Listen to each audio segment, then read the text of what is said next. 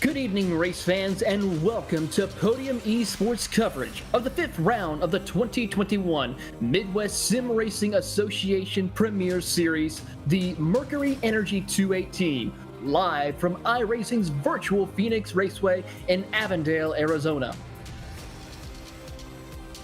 Hi, I'm Taylor Burris, and joining alongside me is Joe Peak and our producer, Ryan Bauer. Of course, Ryan Bauer is using cameras provided by Dougie Beard. Tonight, Joe, we are visiting the home of the championship finale in November, Phoenix Raceway, so drivers are going to be looking forward to seeing what they can accomplish here today in order, if they have a shot for a championship, to be ready for it in November. Exactly, and this is going to be a tricky one for them as well, so they'll want to use as much practice here as possible. It's also going to be quite hot, so everything is really stacked against the drivers today, but it's going to give us a fun race because of that. It certainly is. A lot of things have happened in the previous rounds since the last time we were here for Podium's coverage at Daytona for the Canterbury RV 500. A lot of drivers have showcased their talent, but one thing we're going to talk a little later on is the dominance of Bobby D. Earnhardt's Legacy Esports. But before we get started with that, we have a very special guest. Brandon Muscarella from Mercury Energy will be joining us to discuss about what Mercury Energy is all about. And Brandon, welcome up into the booth. How are you today? I'm doing good. How about yourself?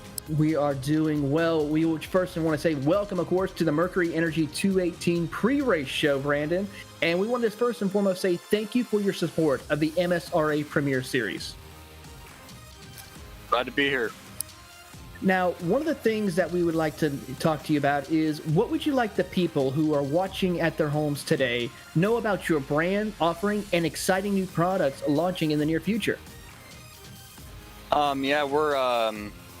We just placed our first order of energy drinks this week.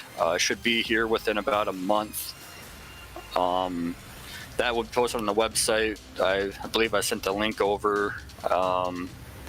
Not really a whole lot going on, just that, really. I mean, we are sponsoring Devin Cardwell in the iRacing World of Outlaw series over there, the late models on dirt tracks. And any kind of money that we do, we started this company in the iRacing community, so we're going to stick with the iRacing community.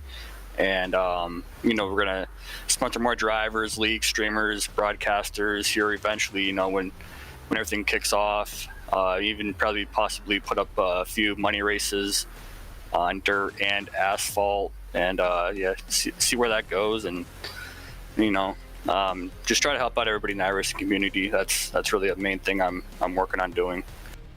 Well, that's very commendable for you. And before we close this interview and get ready for tonight's action here at Phoenix Raceway, where can people find out more information about Mercury Energy and other products offered by Muscarella Enterprise? Yeah, just right there at the link, muscarellaenterprises.com. We'll be posting, we got some products up there to support Davin, got some t-shirts for him. It's not, like I said, there's not a whole lot going on. It's a startup company, just starting out. I'm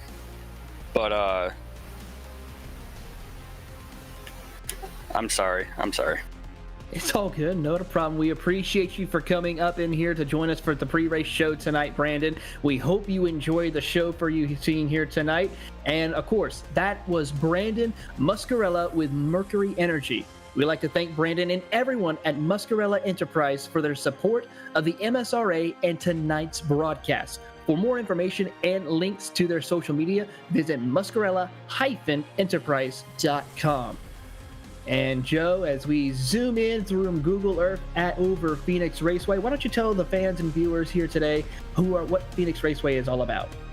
Well, one of the things you'll notice is the asymmetrical nature of this place. That means that everybody's got to be on their toes at all times. The other unique feature is look at that dog leg. All that across the bottom, that's fair game. That means you're going to see cars fanning out 3, 4, maybe even 5 wide, depending on how things play out, especially on those restarts. And it often causes problems on the entry back into turn 3.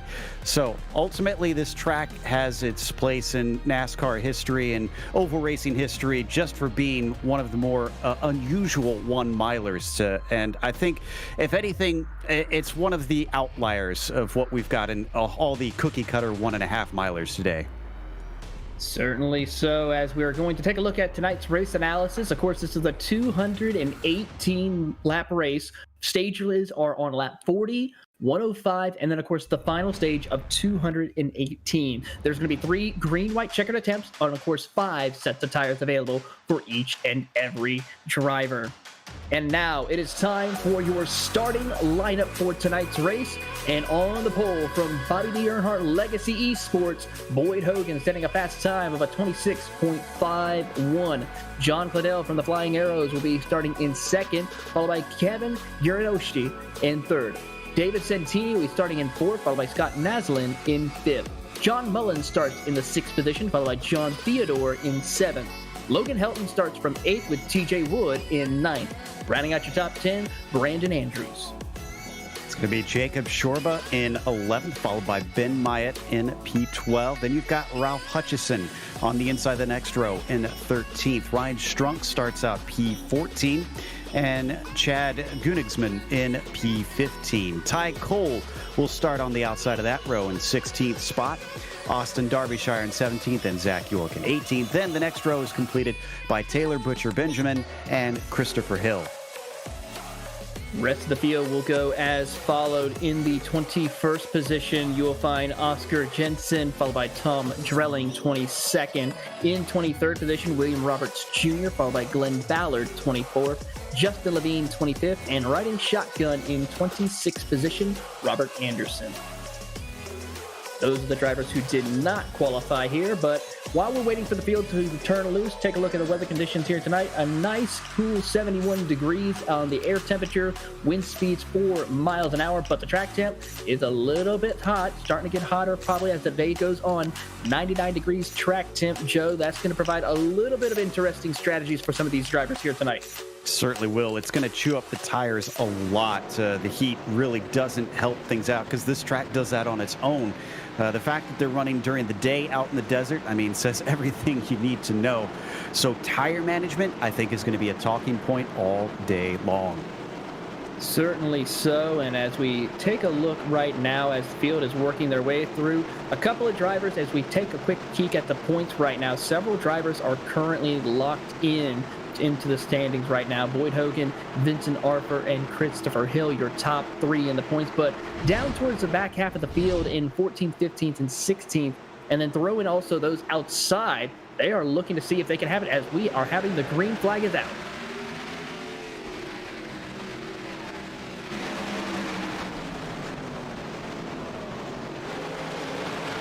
Field now working their way out of turn number 1 and 2 right now. Boyd Hogan, along with John Claddell, has worked their way through the dog leg for the first time, heading through turns 3 and 4. And Joe, they have checked out by a good gap right now. About half a second separates Claddell from Kevin in that 3rd position as they come around to complete lap number 1.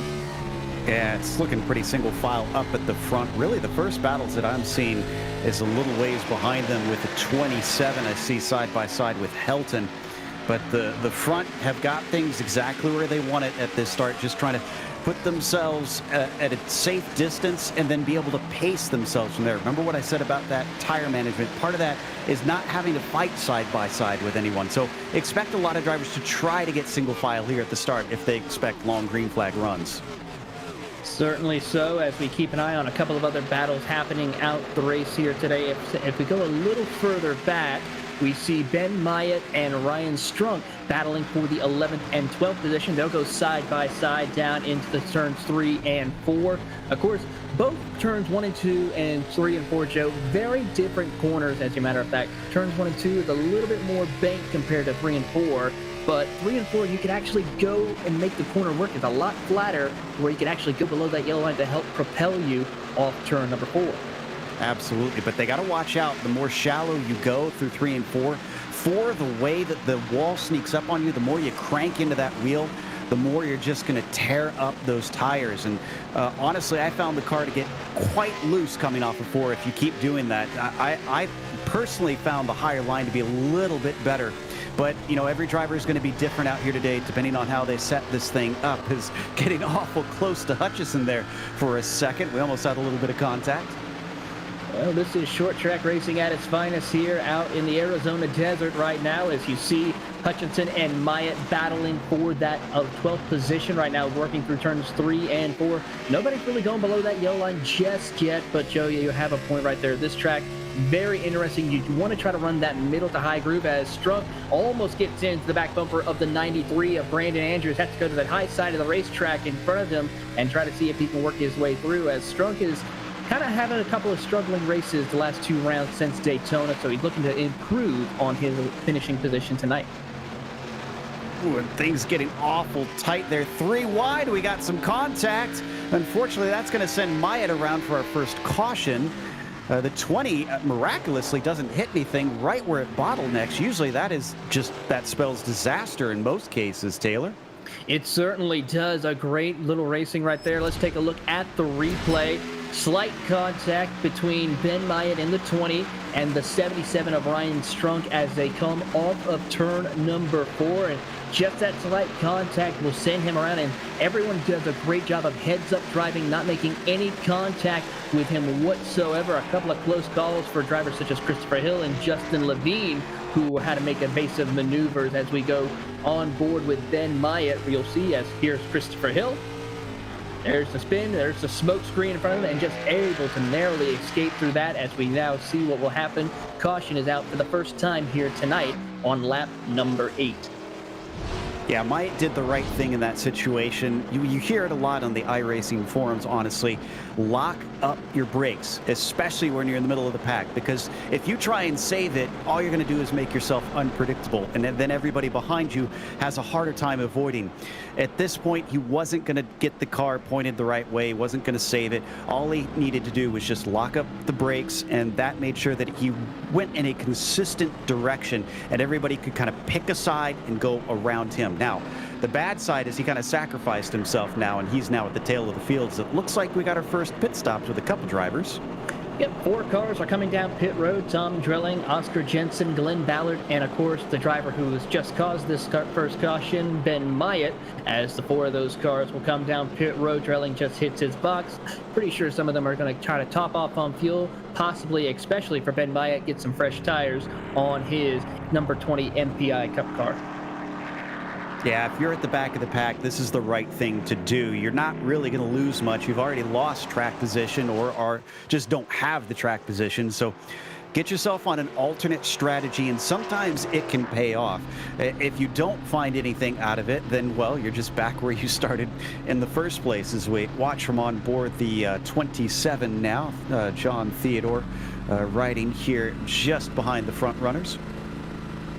John Theodore having a good run so far this season with the past 3 races, a 7th at Homestead, 14th at Auto Club, and a 4th position at Las Vegas. So still looking to see if he can get that first win of the season, as he's currently sitting in the 6th position. As the pace car lights are off, they're going to line up 2 by 2. We'll give you a quick rundown of your top 5. Boyd Hogan sits in 1st, John Claddell in 2nd, Kevin Gitterish is in 3rd with Scott Nalslin in 4th. David Santini sits in the 5th position. Joe, after our first caution very early on, what are some of the things you think drivers are going to need to consider now? You had an early caution. Drivers were running single file for the most part, except towards the middle of the pack is where we saw a lot of the action. What should we see here? I think even though we've got only a couple laps on the tires, the drivers do need to be aware that they did put some racing in anger on them. So it's going to be different at the start. You got to be a little more gentle getting off the line. As the pace car gets out of harm's way, takes the hard left turn down pit road, waiting for the flagmen to release the green flag, and we are back underway here at Phoenix Raceway. Boyd Hogan gets out to a great lead over the rest of the field. Claudel is trying to follow suit in that number 48 Flying Arrows Chevrolet as they come off of turn number 2. Scott Nelsland is in a battle right now with Kevin in that number 6 as they work their way through the dogleg heading into turn 3. Yeah, Kevin down to the inside. He's going to be pinched down, but only at the entry as he sends it in deep, and the 33 is going to have to back out of it. Now, behind them, look at Santini and Theodore still fighting for this 5th spot as well around this first full lap. Around the outside of the first corner. Wouldn't expect to work, but wow, the 79 is doing a good job of holding on to it, to be honest. We've seen some cars running here at Phoenix where that outside lane can come into play. Maybe not this early on, but keep in mind that when the tires start to go away a little bit, drivers are going to have to try different lines here. And keeping an eye on this battle as we watch Logan Helton from Nexus Esports get around John Mullins, who gets contact between the two, sends Helton up the racetrack. You don't want to go that far up, unfortunately, so he will lose another spot to the 51 of Ralph Hutchinson as Ryan Strunk tries to dive below the yellow line through the dogleg. Yeah, what happened there was a bit of a miscommunication. Helton was way up high, and then Mullins was down low enough that there wasn't overlap, but because he sent it in a little bit deeper, as soon as Helton tried to chop down for the corner, suddenly he got that shove from behind. So I wouldn't really put either driver to blame there, but you do need to be aware if you got someone at least close to you behind, and make sure and leave a little bit of space just in case. That kind of is on his spotter if he's got a real spotter. If he's got the iRacing spotter, then really wasn't much he could do. And as we continue to watch on the battle between these drivers, we'll see the battle right now for that second position. John Cottle, along with Kevin Gerashis and Scott Nelsland, is working their way through the field in second, third, in fourth. Those three battling for that second step of the podium. John Theodore watches on as David Santini is in hot pursuit of Theodore. And Hogan right now is loving this because those two staying close together means that they're probably not working together. At least I wouldn't expect them to at this stage. It seems like track position is going to be pretty important out there. So Jadrosic in that number 6 is going to want to try and get by just in case Hogan starts to pull out even farther. Now, a caution obviously will change that gap, but if they get a long green flag run, he doesn't want them to be able to scoot away and have that kind of advantage. He certainly does not. Of course, he has collected 3 wins so far this season, Boyd Hogan at Daytona, and then, of course, over at Homestead, and then the last round at Las Vegas. So looking to see if he can go for win number 4 this season here at Phoenix as you're on board with David Santini as he's working his way, trying to see if he can catch up to John Theodore, who's about a 3/10 up the road from him, as his best finish was a 13th so far at Daytona. So we'll have to keep an eye and see as he's on a great run off of turn number 4. We don't need to go to it, but I just noticed that Ben Myatt hit the inside wall of the front stretch. I think he had a nudge from the side from another driver. He was trying to make inroads back up the field, but it blew his engine. He hit so hard. So he's down the pit lane, and his day just goes from bad to worse, unfortunately. Tough break for the number 20 of Ben Myatt. Yeah, tough contact and break for him as his engine has expired and his day done here at Phoenix. Looking throughout the field for a couple of other great battles right now, we see a driver who's been on the move. That's going to have to be the 49 of Zach York and the 11 of Christopher Hill. Those two have worked their way up through the field, start in 11th and 12th position right now as they work their way down the back straightaway through the dogleg. Hill is trying to see if he can get to the outside of Zach York. Of course, started in the 18th position, Zach York did for the Flying Arrows, trying to see if he can catch up to his teammate of John Cottle inside the top 10, who just got passed by Kevin Gerashis as they work their way through turns 1 and 2. Kevin is going to go to the inside underneath through the dogleg. They're trying to see if he can keep that momentum on his side down into turns 3 and 4. Cottle tries to power back, though, on the outside. Oh, and this is really backing things up behind them as well. Whoa, big slide from the 48. That's what I was talking about. This car does not like to be cranked in on the exit of the corner, and this is allowing the 6 to start to pull away from this group. It's causing some frantic moments. I think there's going to be another position loss here by Cottle. Certainly so, as John Theodore will go to the inside of Cottle to take over that position for third as they come off of turn number 4. Cottle trying to hold on to that 48 car. Probably going to have to come down pit road caution to make some adjustments to help him out a little bit. Of course, talking to some of the people before pre-race here today, Joe, a lot of drivers saying around lap 20, the cars are not going to be too kind to them as they are going to be dealing with a lot of looseness as well as difficulty with driving. Yeah, and even though we're on lap 22, we had some of those caution laps, so that extends it a little further. Expect about 5 or 6 more before these things get a little diabolical. On board with the 49 of York back here in 10th. And, tries to go to the inside of the 63. Kind of shoves him out of the way, and Helton goes backwards. Logan Helton has just been beaten around like a pinball here today at Phoenix Raceway as he just has been moved again. Now dropped back outside the top 10 in the 11th position, but he tries to fight back on the outside against Christopher Hill as they're 2 by 2 by 2, 3 cars deep as they work their way off turn number 4. You're on board with Zach York in the number 49 Flying Arrow. Christopher Hill takes a peek to the inside, thinks better of it as Helton powers on the outside, trying to stay side by side with Chris Hill off turn 2. I'm surprised at how much side-by-side racing we're seeing. I would think that drivers would really want to try and conserve the rubber for later on in the race. Poor Helton just not being respected by many drivers from the way that they're treating him. But this is where maybe he needs to try and get a little bit more aggressive and more defensive to try and keep drivers from getting the desired line away from him. This is where he needs to be, getting down to that bottom side and making sure that he's back on the racing line, get things under control. The Milton, Florida driver has had multiple top 5 finishes here in the MSRA Premier Cup Series as we watch another battle right now happening for that 4th position. John Cottle is struggling as he is being passed now by Ralph Hutchinson and soon to be the 33 of Scott Naslund in for the 5th position. He's about to be outside the top 5. So another spot, Levine in the 19 getting through. Here we watch from Naslund as he sends it down into 3 and 4. And these drivers really driving hard here. We watch as he demotes the number 48, and I think Santini's going to get his leg in. This almost seems like it's a momentum issue for a lot of the drivers, Taylor, and that's not what you want. Because as soon as one car passes you, it's not quite a freight train, but it's a case of, well, you're offline. Maybe you got a little gunk on the tires. Maybe it's just it shook your confidence. And when that momentum goes away, it's hard to stop the bleeding. You can see that with Cottle, who almost hits the wall, but he's going to be able to hold off amazingly Santini here and chops him off. And that's the aggressiveness that I was talking about there, Taylor. Just making sure and claiming your space and being definitive.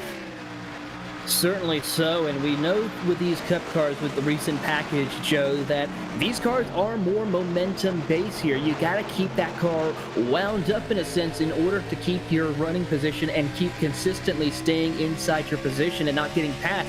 One false mistake, and it may take a lap to 2 laps before you're back up at full song. Yeah, so the driver's kind of experiencing that here at Phoenix.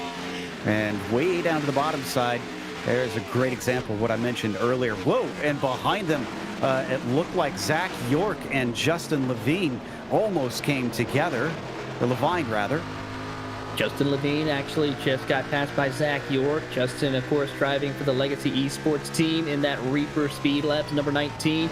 Getting a pass on Zach York, who's now under immense pressure from the Nexus Esports driver of Logan Helton, who will duck to the inside. And of course, Levine is one of those drivers who's been on the move. Started 21st, is now inside the top 10 here as we're about 10 laps to go here in stage number 1. Look at him, 2x2 coming off of 4. And, a little bit of a brush with the wall. Justin in that 19 is really taking it to the edge, but it's working out well. He kept his speed up, Can he complete this around the outside of 1 and 2? He can. The 77 did not have an answer. In fact, he gets a shot off the corner, almost looks to the inside of Hill. That car is looking on rails right now. Certainly so, as he's now trying to follow his teammate of Christopher Hill off turn number 4. Here comes David Santini now. He's going to try to do the same thing on the outside to get around the 77 of Ryan Strunk. Side by side, they're going to go. Strunk to the inside, and at 77, the 79 of Santini tries to hold the outside, but not quite enough. He still keeps his nose there at the door as Strunk goes down to the dogleg. Yeah, he got awful loose, and that's what I was talking about. You crank that wheel in trying to get more speed off, and it's just going to do you no good, especially trying to goose the power like that. So the 77 paid for it, and he's not only going to lose that battle with Santini, but there goes Helton as well. Closing in on the end of stage 1, you're on board with John Theodore from St. Louis, Missouri. Started in 7th. He's now inside the top 3 right now, trying to work his way around the 6th of Kevin Giodosrich, as he's seeing if he can work his way through to the inside. Has a good run of momentum. He so far has it just by a nose. As they come to the line, that will give the position to Theodore, but Kevin's going to try to fight back on the outside. Drivers obviously very eager for these stage points. It'll help them in the championship. Remember, they have the chase in this series as well, so that can help them if they can't snag a win. They want to rack them up as much as possible to be above that cutoff point. Theodore is going to work the low line as they come off of 4, and actually this works out well for him because it appears a little bit too much understeer for the 6, and he had to get out of it. Kevin has to back off, drops back to the 3rd position. Ralph Hutchinson in the number 4, or number 51 in that 4th position. We got an accident. Sorry, the 77. And I think that involved Mullins as well. This is in turns 1 and 2. Let's take a look at the podium replay here. And yes, I believe you're right. It's going to be contact between Ryan Strunk and the 64 of John Mullins as they come side by side off turn number 4 down the front straightaway here. Joe, you'll see the contact right there. 77 got loose. And the car turned down a little bit, and Mullins just really had no place to go. Had a little bit of contact. We're going to see from on board the 77 of Strunk.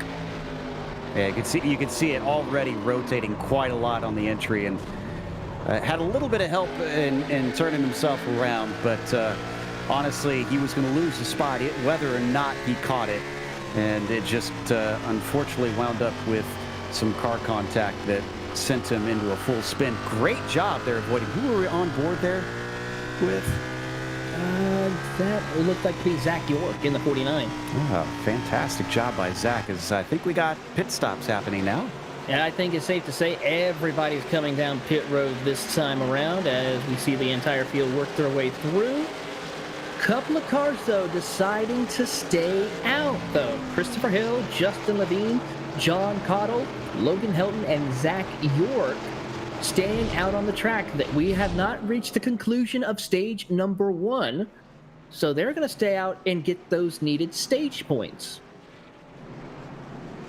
Yeah, I was going to say, I think that's the only reason to hang out for this point, because those drivers who are out are going to be suffering compared to those who came in for fresh ones. There's a lot more grip at the start, but it's going to drop away very quickly here, Taylor.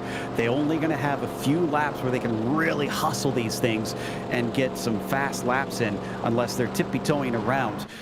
So expect drivers to try and make some eager moves. We might have another quick caution before we get to this stage ending. And for those of you who are watching, this end of stage will be on lap 40, so about in 2 laps here. So this is pretty much going to be a 1 to 2 lap shootout here when they take the green. And it's going to be Christopher Hill, Justin Levine, John Cottle, Logan Helton, and Zach York. The only 5 drivers who have not come down pit road. The first car that has pitted is the 96 of Boyd Hogan, followed by John Theodore and Kevin Giodosrich, who will be in that top 7. And then, of course, Scott Naslin, Ralph Hutchinson, your top 10.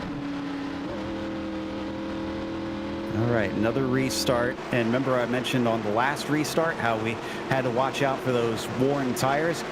this is times 10 that now for those that stayed out. They honestly might lose spots by the time they get into turn 1.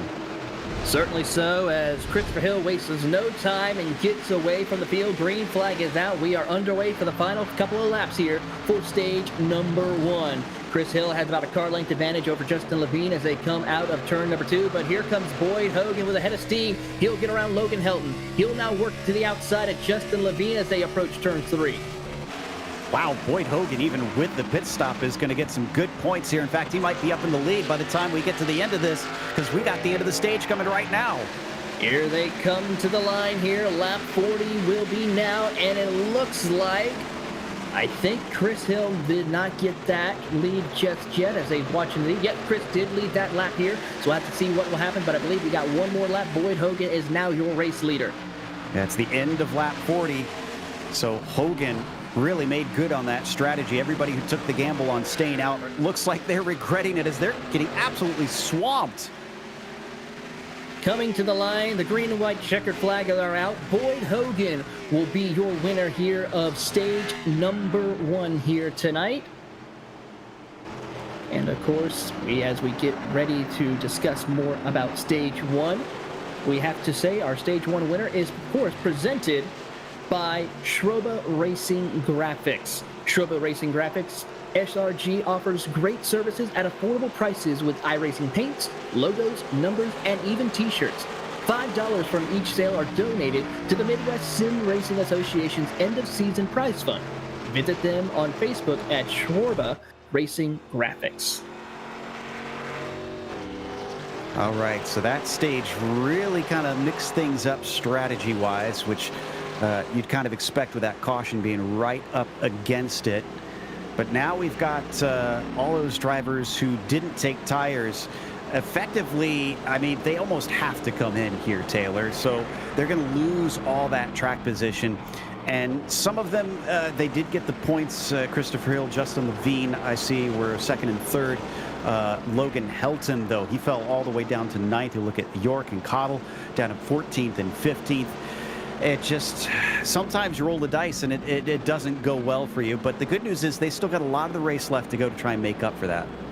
They certainly do, and as they now come down pit road, the rest of the field will stay out. So Chris Hill, Justin Levine, along with Logan Helton, John Cottle, and Zach York will make their way down pit road, and I believe one more driver will also come down pit road, David Santini, Chad Goodingsman as well. So a couple of drivers who even did come down pit road the previous time have also decided to come down pit road to top off on fuel or repair any damage. Yeah, that means a few of them are already up to 3 visits. Now, they didn't necessarily take tires in every single one of those visits, but we have to remember that they only have 6 sets total, including the ones they start on. So that's 5 pit stops that we're looking at for drivers who make regular stops and take full service. After that, they are out of rubber. And that's another aspect of the strategy that they need to be thinking through, because it is a pretty long race, and you frankly kind of want to save your goodies until the end. You certainly do here, and especially with how the track conditions constantly change here. As we take a look actually at the track conditions briefly, as they are actually gone a little bit down with the track temp. As track temperature is now gone down to 95 degrees, so a little bit cooler right now, Joe. So it could mean a little bit more grip for these cars later on down the road, as the winds have died down just a hair, about 3 miles per hour. Yeah, and it's only 2:30 in the afternoon here in the sim, so I want to go to that Arizona where it gets high, worse into the afternoon, and the concrete and pavement isn't boiling hot underneath you. I'm a bit surprised as well. I would have thought it would have just kept increasing, but drivers would certainly love it to continue to go down like that. Certainly so, as we keep an eye on the field right now, as the pace car will lead them through turns 3 and 4. We should be getting the 1 to go signal this time by for the field. Boyd Hogan along with Kevin Giodosrich will lead them to the green flag, your front row, followed by John Theodore, Ralph Hutchinson, Scott Nosland, Jacob Shorba, Ty Cole, Taylor Butcher Benjamin, Brandon Andrews, and John Mullins rounds out your top 10 before we take the green flag here, Joe. As we keep an eye, who do you think were some of the drivers to watch from stage 1 that could possibly make improvements in stage 2? I feel like Zach York has plenty to make up for, at least strategy-wise. His pace seems decent because we saw him climbing up the field, but he's got to get the complete package. Along with him, we were also watching Christopher Hill doing much of the same in that number 11. So keep an eye on those two. If they could climb up before, they could climb up again, but they got to make sure that they get their calls on pit lane correct.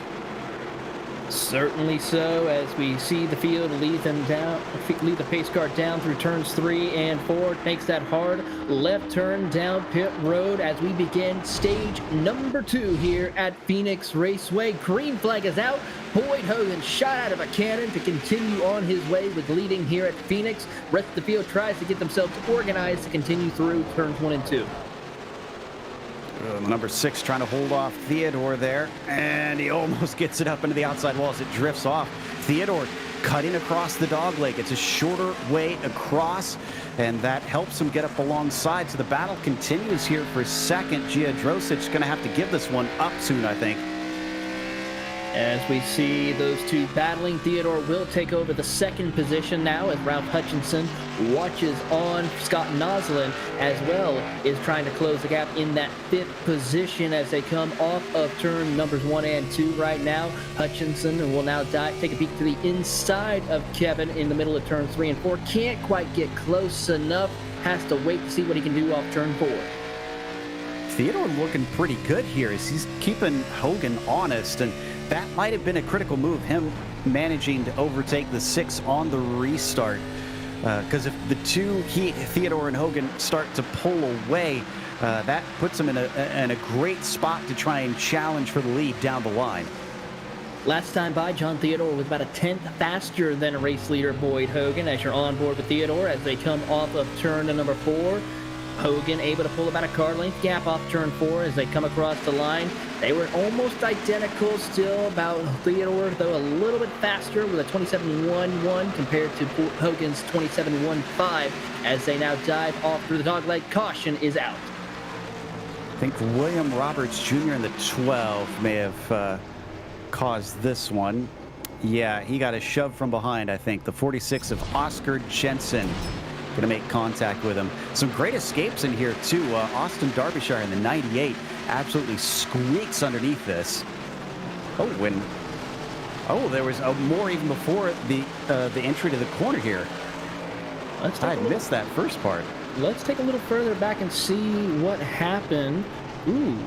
I think some slight contact happened there between the 12 and the 46 briefly. The 12 gets a little loose, then gets turned and collects the 46 briefly, and I'm thinking possibly Jensen didn't appreciate that because he just goes down a little bit, makes contact as they work their way through turns 1 and 2. Yeah, the 46 really kind of was an innocent victim on the first part. I hope that wasn't intentional. I don't think it was intentional. I don't think so either, but it's so close. I mean, I'm pretty sure Roberts was trying to slow down to make the corner, but we'll have to see what happens and what race officials decide to call on that incident. Yeah, I think they were on a very weird line. When you're that shallow into the corner, you lose a lot of your reference points on where to brake and where your entry is. So I think both of them were just kind of in no man's land there, unfortunately, and that's why they got into each other in that way. Unfortunate break for both those two drivers. Of course, the 46 of Oscar Jensen from Nexus Esports, so one of the popular iRacing teams here on the service, trying to see if they can get a good finish here today, but it's going to be a tough hill to climb for both of them, as also Logan Helton has had some issues as well. So the two Nexus drivers having some issues here early on at Phoenix Raceway, as we are under caution once again here at Phoenix. I was looking through my stats, and Glenn Ballard is already on pit stop number 5. That last one through, he did take tires, and I'd have to do some quick research to see how many sets he has actually used. But man, he's racking up the visits to his team quite quickly. Certainly so. So I'm wondering what the strategy he's trying to accomplish with, because like you said, if he's pitted 5 times and hopefully he has not used his tires each time he stopped, that means he's done with tire changes. He cannot change his tires anymore, and I gotta say, that would not be a good thing for him to have happen this early on in the going. So hopefully it's just possible fuel stop to top off on fuel and maybe try to see if he can stretch his fuel racing a little bit further. Yeah, I can tell you that he's not out of tires yet. He didn't take them in the first one. And I'm double checking the rest before we go green here to see if he took any more. Well, right now the pace car is leading them through turns 3 and 4. Give you a quick rundown. Hogan has decided to take the outside lane this time, as they can choose their lines that they want to run here on restarts. Hogan and Theodore on the front row. Hutchinson is third with Kevin Giodosrich in fourth, with Shorba in fifth as the pace car heads down pit road. Green flag is out. We are way here for the Mercury Energy 218 as they now dive down the front straightaway into turn 1. Hogan has about a 0.3 of a second lead over Theodore as Hutchinson, as the caution's out once again. Yeah, I think there were some drivers that did not get off the line well. Christopher Hill gets turned because of it. I want to say this starts with the 33 of Nasland. I think he might have missed a ship right there just by how the car is, and then Naslin will make contact with Chris Hill, unfortunately collecting Justin Levine, Austin Derbyshire, and I believe a couple of other cars. Yeah, you can see he didn't go, and then the 11 tries to go around the outside of him, and as he cuts down, he didn't realize he wasn't clear yet, and that's what spins him around. Gets another hit for his misery as everybody tries to scatter to avoid him. Zach York, one of the drivers you were looking at, Joe, also involved, as it looks a little more like a modified on that number 48 Flying Arrow Chevrolet. Ooh, yeah, a number of cars look like they have issues after the fact as well, as I saw a few piled up there on the bottom after our replay. This is from Helton's perspective. Close call indeed for the Nexus Esports driver of Logan Helton to get through there as quickly and cleanly as possible, as we're now on board once again with Helton from his in-car. The smoke is all over. He tries to avoid it, misses one, misses a couple of more, and survives, continues on his way. So some great heads-up driving by that 63 Nexus Esports driver of Logan Helton. Yeah, you really have to stay calm when everything goes helter-skelter. But I think that the drivers that are enjoying this most are the ones at the back that can take advantage of these extra stops, get some fresh tires on, see if they can maybe make a different call. Certainly so, as the field has come down. Some of the drivers here have come down pit road. I believe from 15th on back have decided to come down pit road this time around, as the rest of the field has worked their way up, back up to the back of the pace car. We'll keep an eye on seeing who will be able to continue on, but for drivers such as Austin Derbyshire, Christopher Hill has actually taken it behind the wall. His day is done. He will join William Roberts Jr. and Ben Myatt as DNFs for today's race here at Phoenix.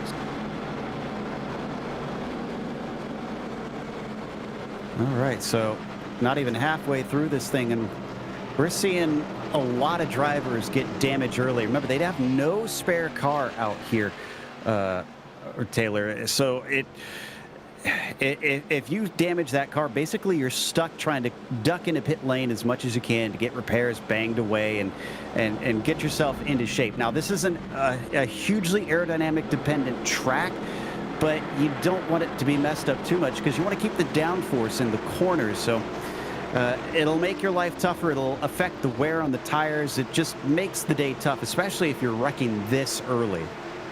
Certainly so we'll have to keep an eye on these drivers who have the damage, if they're going to be able to survive and be somewhat competitive amongst those other drivers. That the green flag is back out. We are underway here, completing lap 56 of the 218.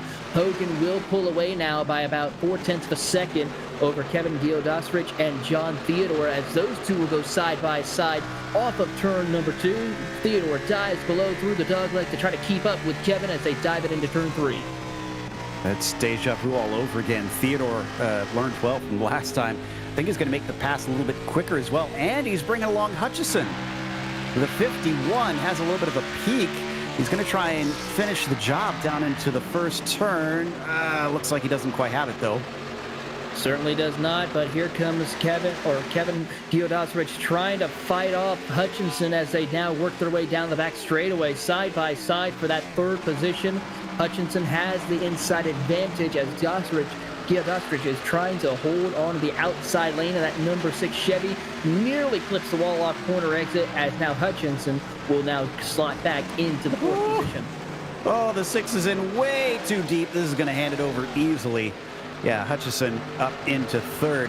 I think that was an attempt from Kevin to try and cover off Ralph, but it just backfired on him, so he lost a lot of time. Certainly so, as we keep an eye on that. Can Gail Dostrich now find a way to catch back up to Ralph Hutchinson or not? We'll have to keep an eye on that. Field's starting to get a little bit spread out across there. We have a couple of battles, though, outside of the top 5. Got the battle between Sean Mullins, Jacob Shorba, and Ryan Strunk and Brandon Andrews. Those battling for the 5th position as they work their way down the back straightaway, heading into turns 3 and 4. Logan Helton you can also throw into the mix. So you have about 5 cars battling for that 5th spot. Strunk took a little bit of a look on the 93, but couldn't quite get his nose inside. Not a guarantee to get a pass done around here today, it seems, but definitely getting underneath the car ahead of you gives you a great chance to try and make it work, but you got to fight for it sometimes, especially if that other driver is not willing to give it away easily. As they come around off of 4 once again. I think Andrews in that 93 looking a lot more clear now. So the 77 is on his rear guard. Here comes Shorba.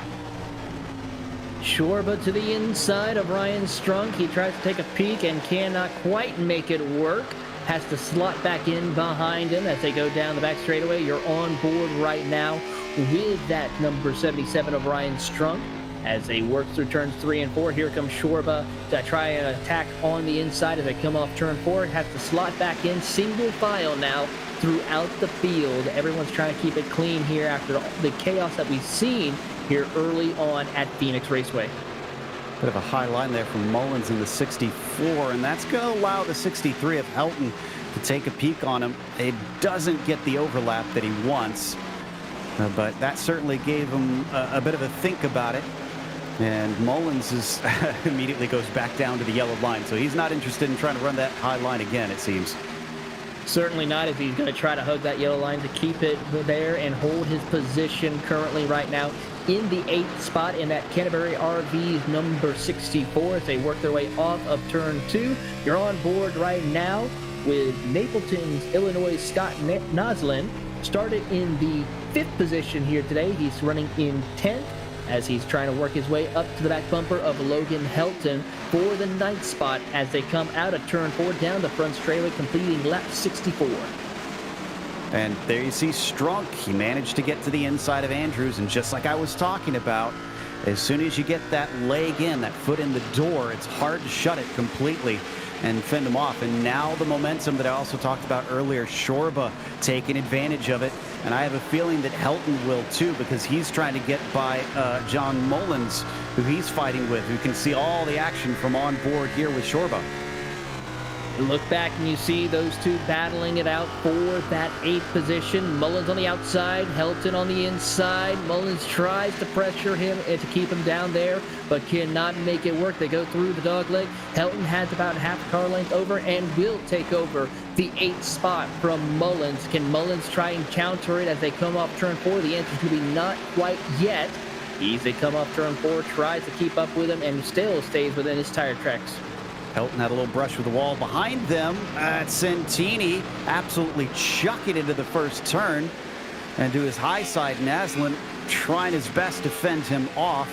But it looks like I think the 79 is just not going to be denied here. Doesn't quite go as hard down into 3 and 4. But turn 1, he certainly seems awful brave.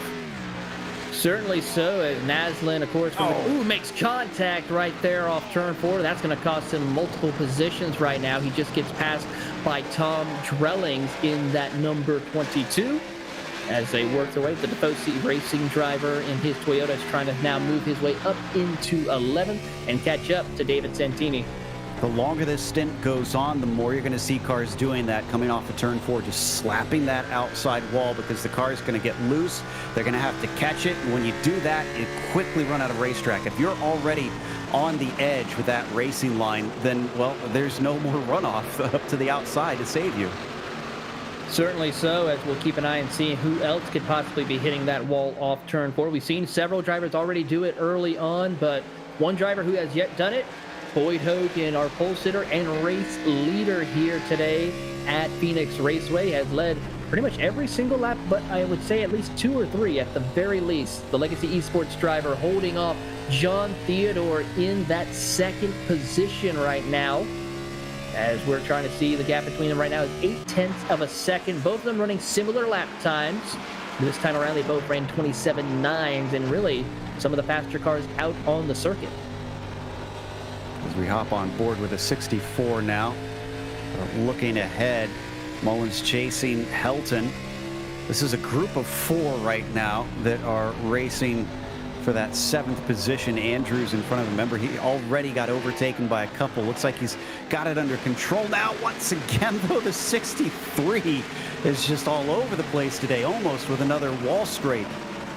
He sends it in there, the Nexus Esports driver, to the back bumper of Brandon Andrews to try to get a good run off turn 4, but can't quite make it work. Here comes David Santini to the outside of John Mullins. He'll complete the pass, move him up to P9 as Santini's trying to now see if he can get to the back bumper of Logan Helton off turn 2. Can't quite make it work. Will he go below the dog leg to try to make a good run there? No, decides to stay up onto the main race surface.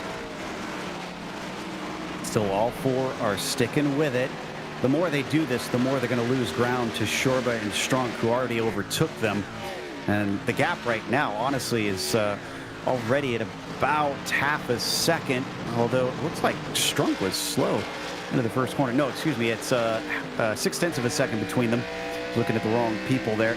Coming off the dog leg, all of them fanning out. We're going to go 3 wide, maybe down into 3. No, but the 63, holy cow. What a send indeed right there for the 63 of Logan Helton to take that position away from Brandon Andrews there. And now here comes Santini. He's going to tuck his nose into the inside of Andrews as they'll go side by side. Oh, the caution is out. Looks like Derbyshire, I think, the one causing this one. Maybe, actually, no, maybe not. Oh, there was a car spinning in front of him. Ballard. Glenn Ballard involved causing this incident here, and unfortunately for Austin, Derbyshire had nowhere to go, as it looks like Glenn Ballard just got loose. Yeah, exactly what I've been talking about. The rear wheels start to go. And then, unfortunately, that was a little bit of a glitch. It caught Derbyshire and shoved him into the wall. And then Ballard also, unfortunately, tipped another car as he was trying to catch the spin. TJ Wood caught a piece of this accident.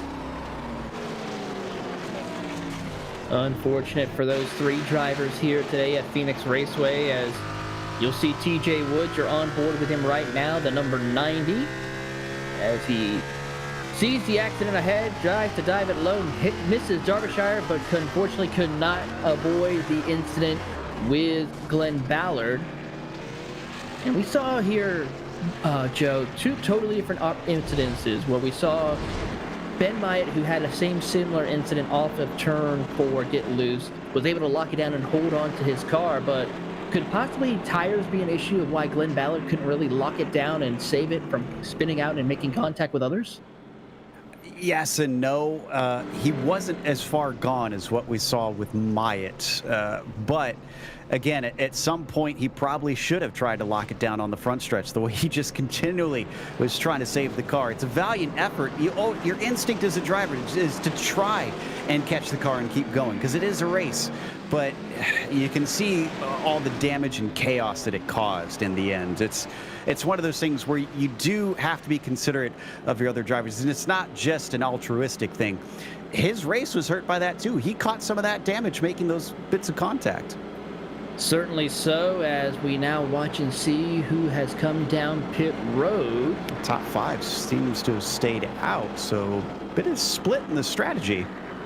Make it now the top 4, as Chad Gunningsman has decided to come down pit road. Boyd Hogan wins the first race off pit road. He'll be starting in the 5th position. Kevin Giodosrich, Ryan Strunk, Logan Helton, and David Santini have decided to stay out on the racetrack here at Phoenix Raceway here. So a little bit of strategy starting off here early on in the going at Phoenix Raceway for the Mercury Energy's 218.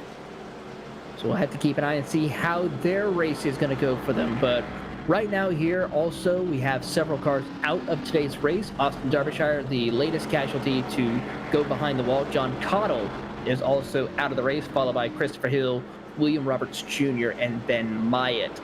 And Oscar Jensen is currently also still on the racetrack, but 12 laps down, still on pit road. The first car 1 lap down is TJ Wood in the 90. I almost feel like Kevin's crew chief must have told him he's paying for all of the tires that he uses, because he's been on pit lane once in 77 laps, and he's leading this race. And it's not like he's been babying this thing and just been hanging around at the back to get to where he is. He's been racing with the leaders. So Gio Drosic is basically been hustling this thing and managing the tires at the same time, almost a Dixon-esque performance. Certainly so. The Holly Pond, Alabama driver, driving, of course, for none other than Ground Zero Motorsport, or Ground Zero Racing, in that number 6. Started third, has been pretty much inside the top 10 since the drop of the green flag, mostly, though, inside the top 5. So we'll have to see what he can do here as he takes the outside lane here on this restart. Lap 78 complete, coming to now 79 laps complete next time around as the pace car takes the hard left turn down pit road. Green flag is out, and we are back underway here for the Mercury Energy 218. Giodosrich gets a good jump on the rest of the field as Ryan Strunk holds on for second, but he has Santini to his outside. Last time we saw this wide disparity in strategies of rubber, the drivers made quick work of those in front of them. So I expect a lot of the same here. But unfortunately, we got a bit of a traffic jam back in around 3rd, 4th, 5th, and 6th. 3 wide coming off of 4. 3 wide as they do come off of turn 4. They're able to keep everyone going in the right direction right now. We're watching as Boyd Hogan gets up to 3rd after that first lap. He wants more. He'll go to the inside of Ryan Strunk, as here comes John Theodore following in hot pursuit as well, along with Ralph Hutchinson, as they'll work to the inside of David Santini. All things being equal, it seems like track position is king, but as soon as you introduce old versus new tires, fresh rubber is king, and there he goes, right back up to lead in that 96.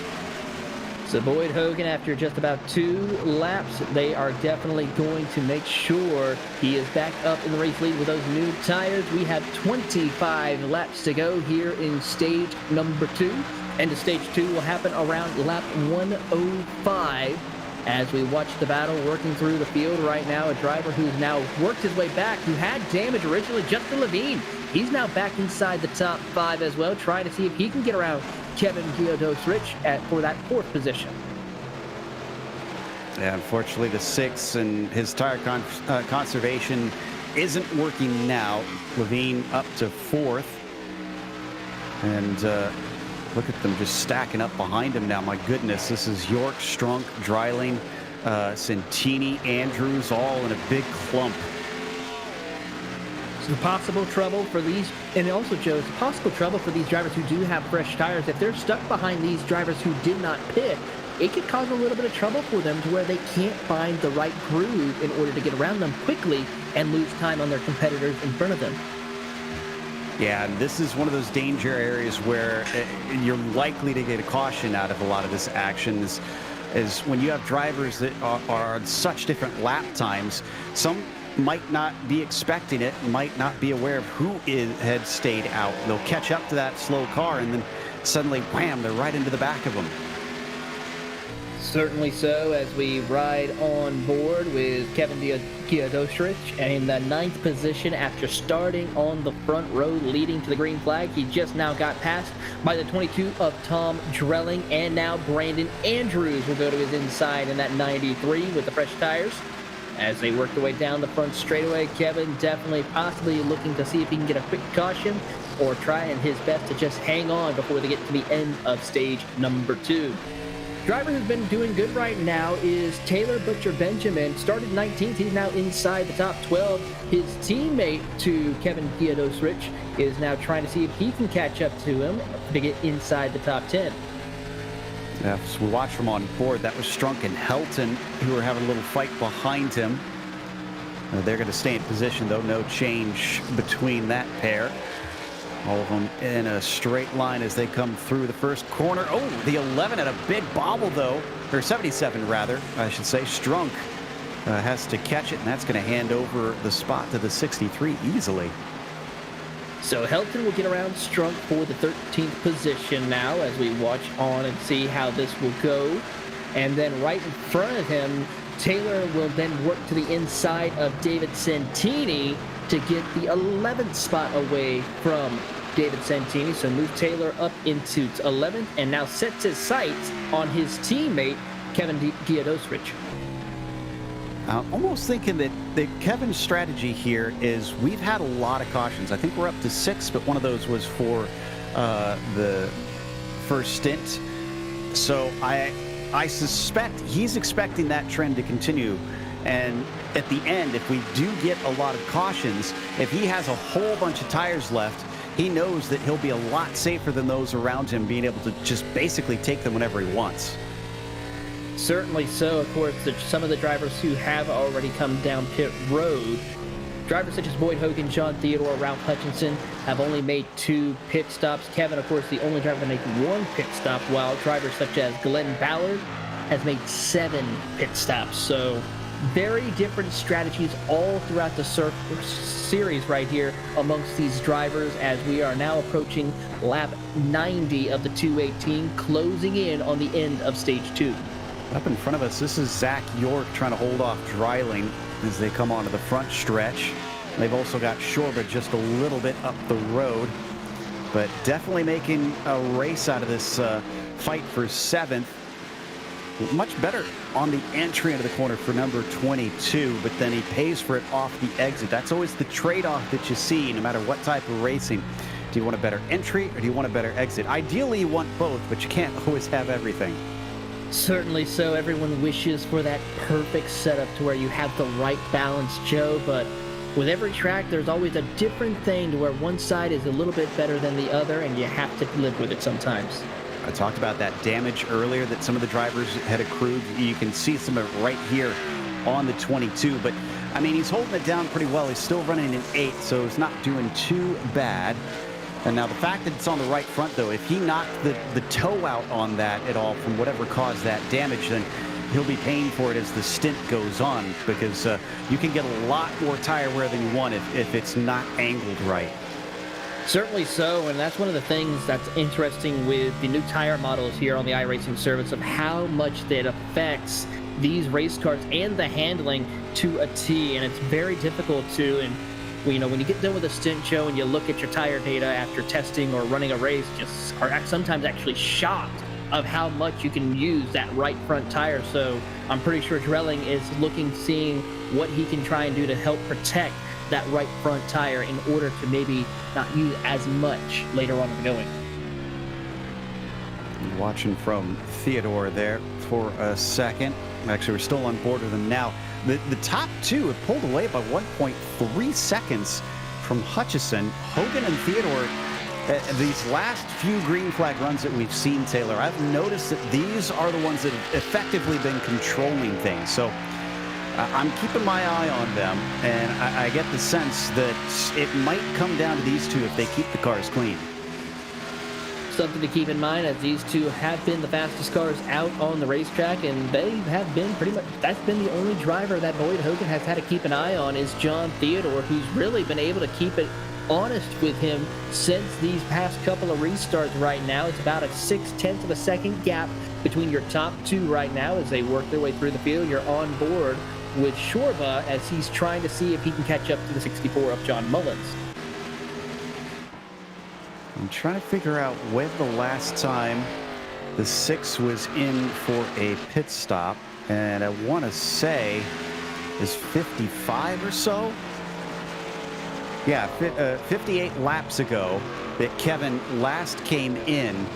At some point, it's not going to be a tire issue. If we stay green, it's going to be a fuel issue, and then he's really going to have a big problem because he's going to go a lap down as soon as he ducks in.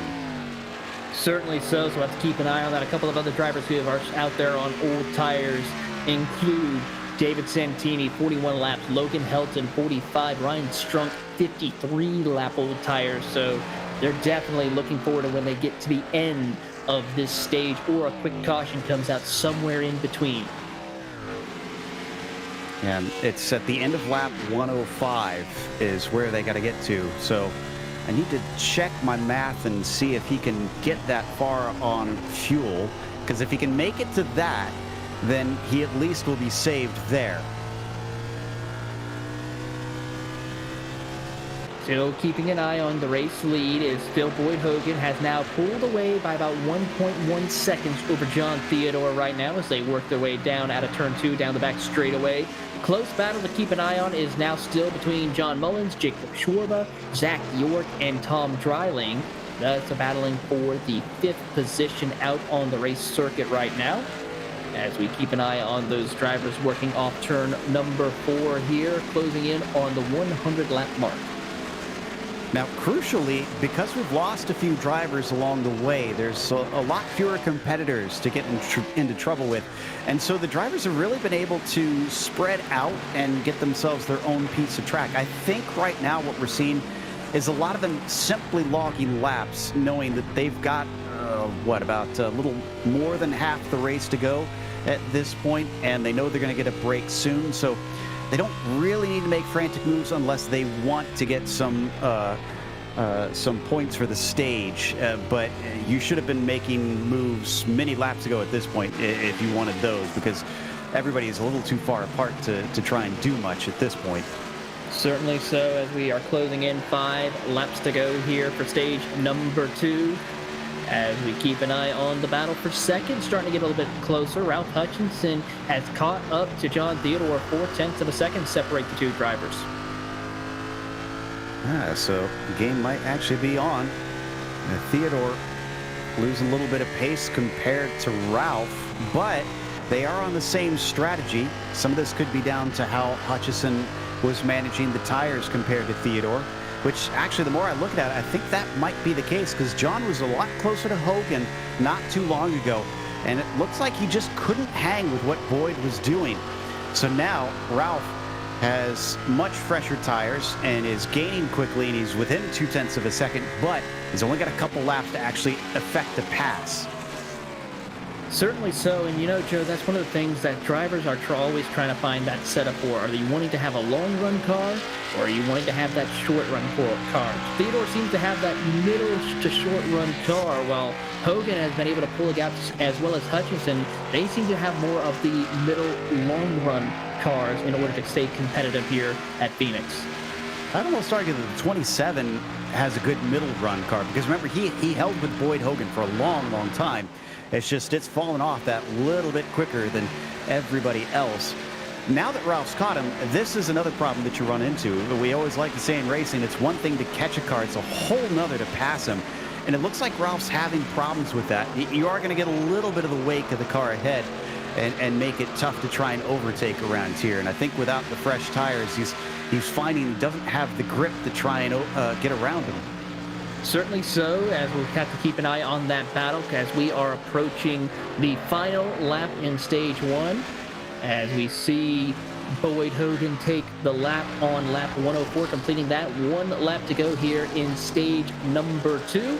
As he goes through the middle of turns 1 and 2, has a little bit of lap traffic in front of him, but he will probably not catch up to them before he takes the green and white checkered.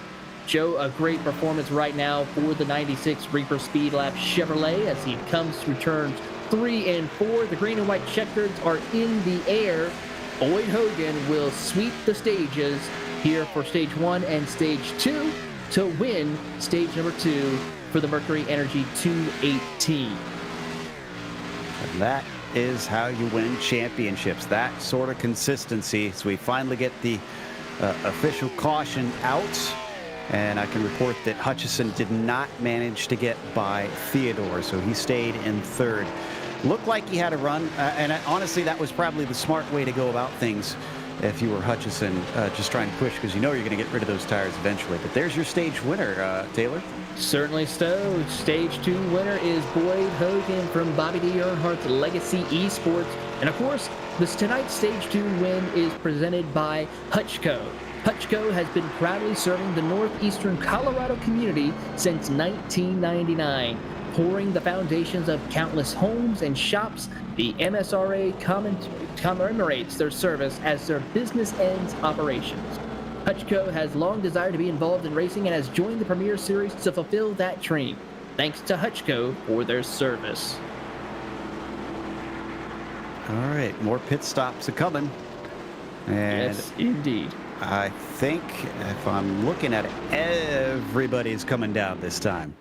I think it's safe to say, Joe, if anybody stayed out this time around, it would pretty much be a game over scenario for them unless a caution came out immediately right after the green flag flew for these drivers. Absolutely. Now, the good news for TJ Wood, our eagle-eye viewers may have noticed he stayed out. He's going to get his lap back because of this. So good on him. Let's see if we get any wild changes amongst the group from these pit stops. I pretty much think everybody's going to take all four. Really not much to be gained trying to take two tires here. We're getting more and more green flag runs, so the complexion of the race is changing. Oh, did we have some two tire takers? No. It looks like Hutchison and Theodore just close out. So the race off pit road goes as followed. Boyd Hogan will win the race off, followed by Ralph Hutchinson in second. John Theodore will be in third. Justin Levine fourth. John Mullins fifth. Jacob Shorba in sixth. Zach York seventh. Tom Dreiling eighth. TJ Wood, who is going to get his lap back, he'll probably be coming down pit road. So it'll be Taylor Butcher Benjamin and Brandon Andrews for top 10.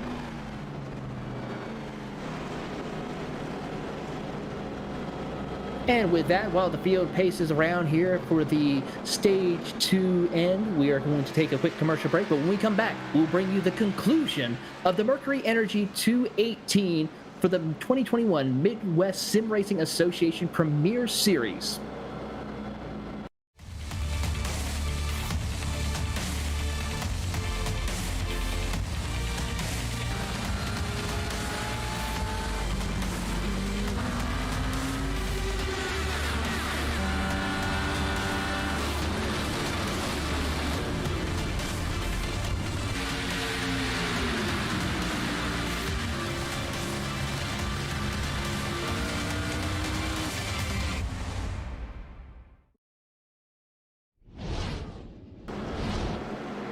Welcome back to coverage of the 2021 Midwest Sim Racing Association Premier Series, round number 5, the Mercury Energy 218 from the virtual Phoenix Raceway. Taylor Harris, Joe Peak, Ryan Bauer here, and of course cameras provided by the great Dougie Beard. Now, Joe, we've seen the changes here so far here tonight at Phoenix Raceway, and as we have approached the end of Stage 2, who are going to be the ones to watch as we come to the conclusion of tonight's race? I think that, honestly, the obvious one would be Boyd Hogan, but I'm going to take a risk here. I think Theodore still has something, but it'll depend on how the caution flags fall. He definitely looks like the best one to challenge. My eyes are on the 27.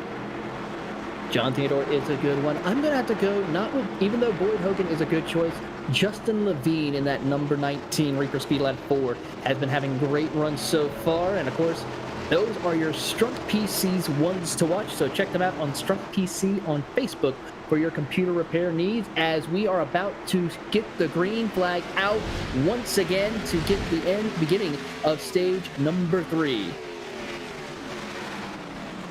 Field now working their way up through turns 1 and 2 up to speed. Boyd Hogan has pulled out to about a half a second lead over Hutchinson and Theodore as the field tries to go single file and work their way to good. Closest battle is between Levine and Theodore for the third position. Yeah, down on the inside, Theodore actually using those fresh tires to good effect. Oh, the 19 got a good run, but he had nowhere to go with it. That was interesting. But a great move by Theodore to just kind of drift up and keep him from managing to use that momentum to his advantage.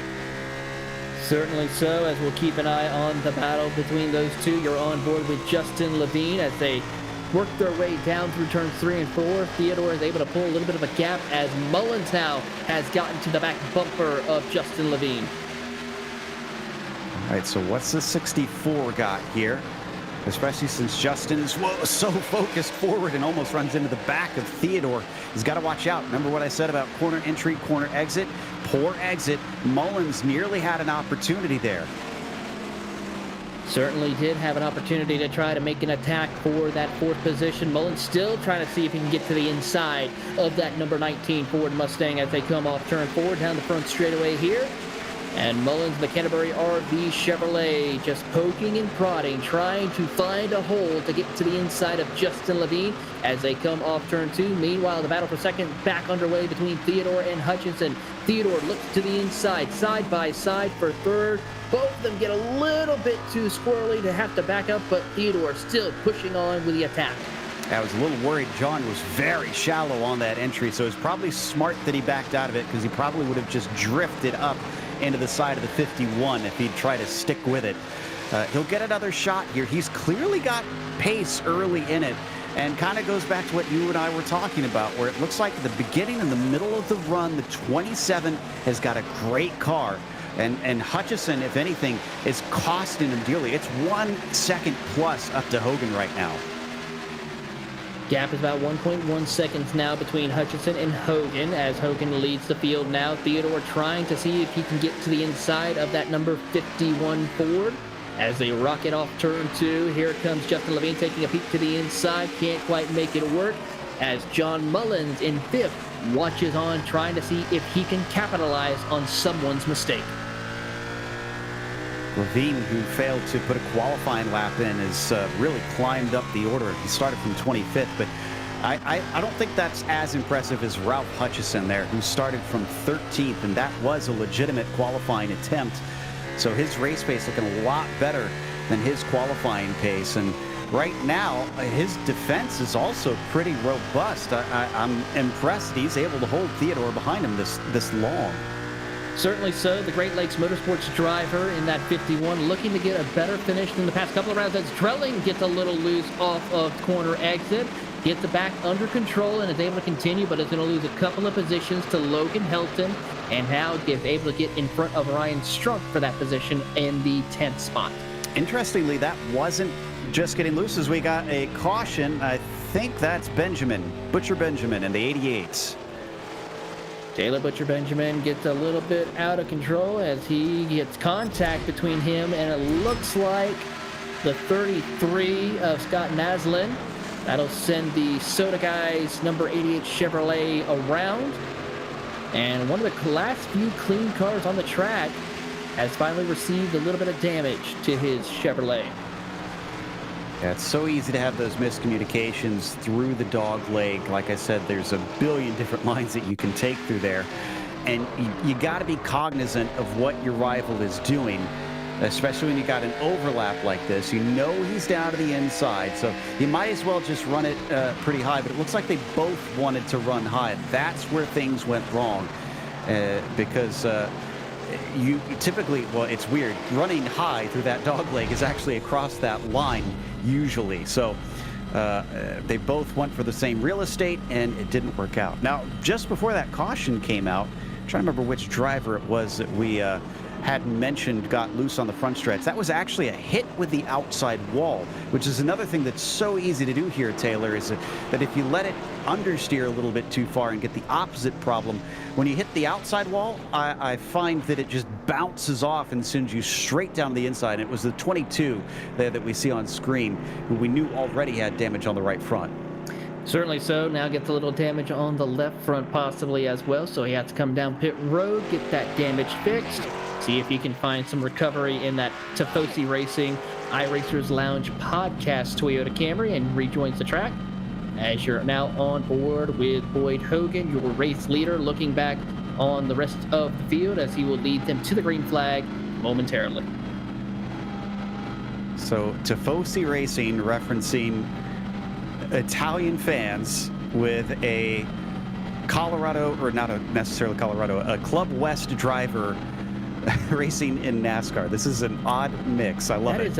It is a very odd mix, but you gotta love the different combinations and all the team names that you can think about out here. I mean, you got, of course, the Nexus Esports, which is well known across the iRacing service. Of course, one of the newer teams to come out here, the Great Lakes Motorsports team, which has several drivers in amongst themselves right there. And then, of course, you have the Gale Performance team. You also have the FSM team, Ground Zero Racing, who had strong runs from Kevin Giodorish as well as Taylor Butcher Benjamin. And then, of course, the Legacy gang of Boyd Hogan, Christopher Hill, Derbyshire, and Levine. Of course, Derbyshire and Hill are out of the race, but Levine and Hogan still out there running inside the top 5. Absolutely. So first driver on fresh tires right now is actually Dryling in that 22. And we got a few on the lead lap that are in that position. Helton, Andrews, Wood, Ballard, Benjamin as well. Then you get to the cars. No, actually everybody's on the lead lap I'm seeing, because Ty Cole's just going to get out in time. Okay, so back half of the field is trying to take goodies now. And let's see if that pays off, because if we get another caution in about the next 20 laps, then they gain a bunch of position, I'm feeling a lot of drivers are going to come in, so they'll be back on even strategy with all those drivers. So it could work out, it could not. It's mostly just a wait and see sort of scenario here, Taylor. It certainly is. We'll have to keep track of everything going on here as the pace car lights are off. And we are about to get underway here for this restart. We are under 100 laps to go here at Phoenix Raceway for the Mercury Energy 218. Boyd Hogan will lead them to the green flag as we see Ralph Hutchinson on the outside as the pace car will pull off and head down pit road, get out of harm's way. Waiting. Green flag is out. We are back underway here at Phoenix Raceway. Boyd Hogan also gets another great restart here as Hutchinson is under heavy attack from Theodore and Levine. And then don't forget Zach York, one of the drivers to watch as he's now back inside the top 5. And Justin was practically pushing him down the front stretch, but didn't pay off of the 19. He settles into 4th. Still got some side-by-side between York and Mullins. Mullins to the inside. Shorter line, fresh tires. I think it's going to work out in his favor, but carrying the momentum well. Zach York actually defends a little bit. Not sure if he'll be able to actually keep him from getting through. The Flying Arrow trying to hold on as he cannot hold off John Mullins. Here comes Kevin Giodorish as well. Yes, he will try to look to the inside of Zach York side by side. York gets a little bit loose, tries to hold on to the race car off turn 4. Slight almost contact. You couldn't fit a paper between the two drivers as they work off 4. Everybody's sliding off that turn, taking it to 10/10ths. And that's going to give the 6 P6. And then behind them, the battles continue. It's just a domino effect, unfortunately. As soon as you check up a car in front, everybody behind scrambles trying to take advantage.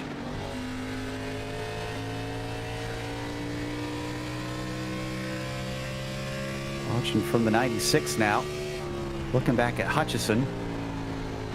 Theodore sticking with it, but if Theodore learned anything from last time, Taylor, if I was him, I'd be thinking I do need to try and get by this 51 pretty soon here.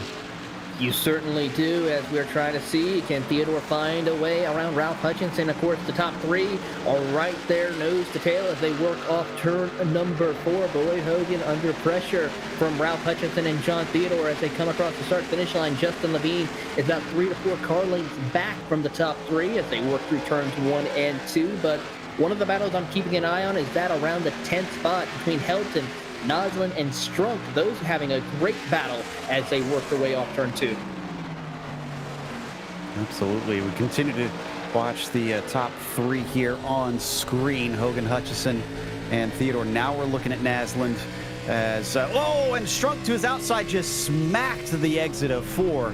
This was more than just a brush. He pancaked that thing. And that car is starting to struggle a little bit. Here comes Tom Drelling to his inside as they come off turn 2. The 90 of TJ Wood was able to get around him as well down the back straightaway, move him up to P11. So it's a tough break for the 77 of Ryan Strunk. Oh, yeah, and he's hurting. He immediately moves to the low line. He knows that he is off the pace because of that damage, just trying to stay out of everybody's way until he can get a caution and get some repairs. And I'm also seeing the 6 of Giodrosic falling backwards. And I'm not sure why, because at the start of this this restart, he was actually pretty good. The 6 is suddenly struggling. Yeah, he's on the same amount of tires as drivers such as Scott Maslin, but he now has 2 drivers behind him who have fresher tires. That's TJ Wood and Tom Drelling. We'll keep an eye and see what will happen there. But meanwhile, back up at the front of the field, the top 2 back at it once again. Then actually between it's a battle for second. Ralph Hutchinson, John Theodore, you're on board with Hutchinson as Theodore peeks to the inside, tries to send it in there. He's at his door, now is at behind him, can't quite get to the line as they work off turn 4. Hutchinson will still maintain that second spot. Just amazing stuff. Ralph must have this thing set up for great corner exits, because even when Theodore seems to get some overlap, he can't really finish the job. So he's right on board with the 27 now. Watching up ahead, that 51 has been just fantastic in his defense, and it's what's kept him in second place, because he doesn't seem to have as good a pace as John Theodore, but poor John is effectively stuck here. He can't get by him, and he can't use all the speed that he's got underneath him.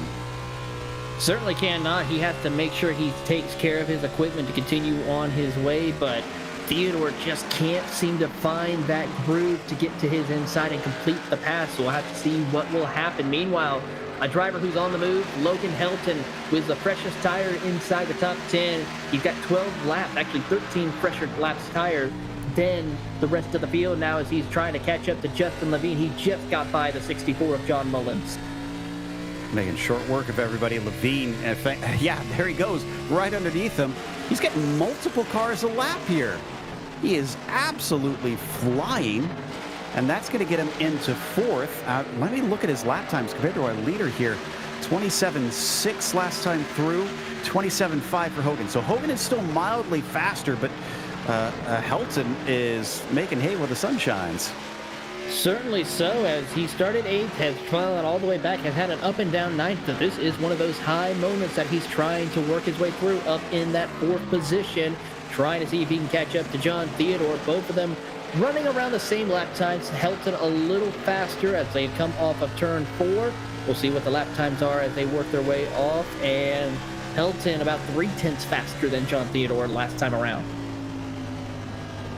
Not good news for the 27, and Hutchison, who's in front of him, hopefully should be wary of that as well, because they're running similar pace right now. So that to me says that Helton can at least get himself up into second if it stays green like this, but I don't think he's going to be able to try and get the leader.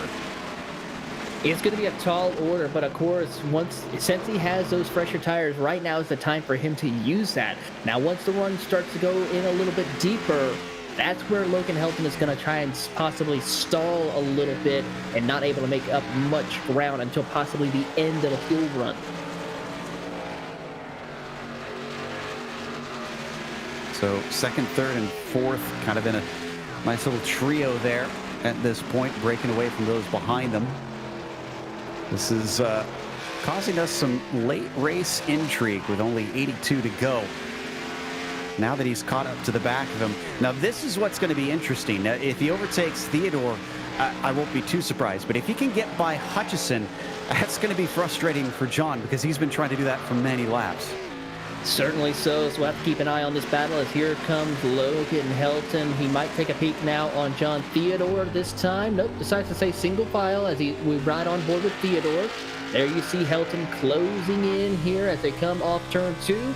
Will he try to take a peek through the dogleg? The answer is going to be not quite yet, as here comes the Nexus Esports driver. To the outside, tries to swing out there and hold his line, but can't quite make it work. He might cross over to the inside off turn 4, but does not just yet. Now he goes to the inside.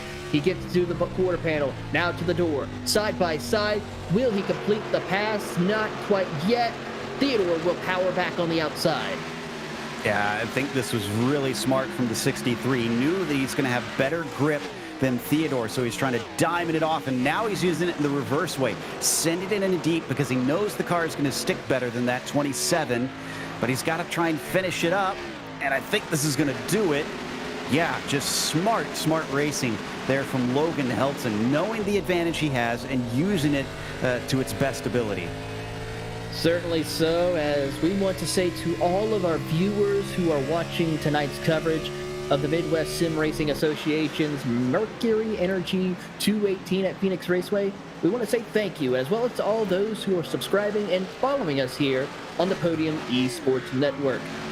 Of course, myself, Taylor Burris, Joe Peak, calling all the action, telling all the stories, while Ryan Bauer gives you the sights and sounds with help from cameras provided by the great Dougie Beard.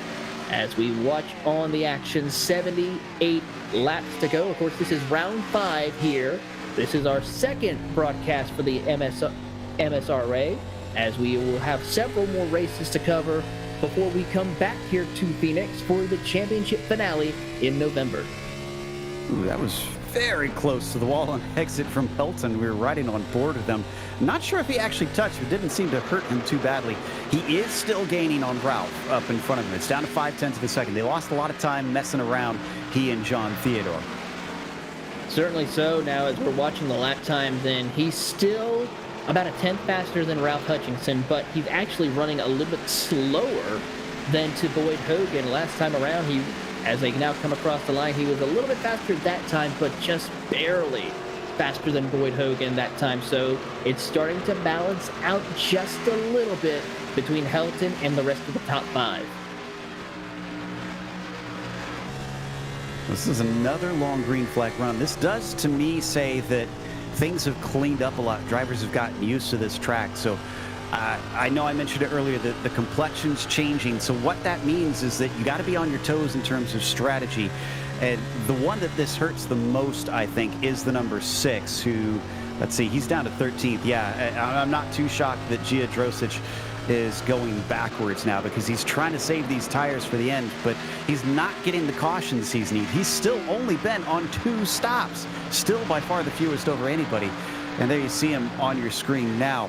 So the drivers who have been taking a lot of their tires and have got themselves the track position are the ones that are faring much better. Those are guys like Hogan, Hutchison, Helton, and Theodore.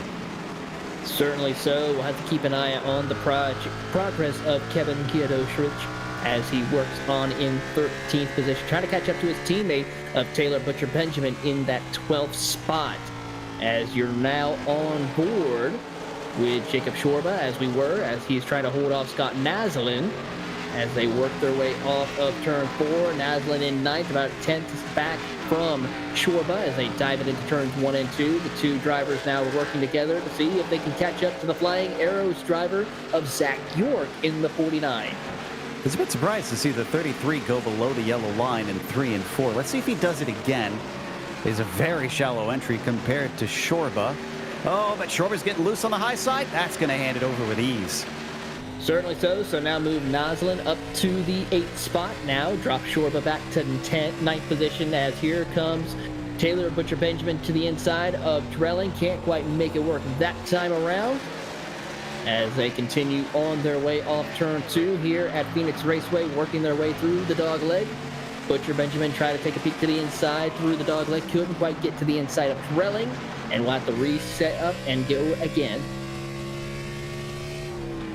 Hopping on board with Helton. Now, I've been watching this gap.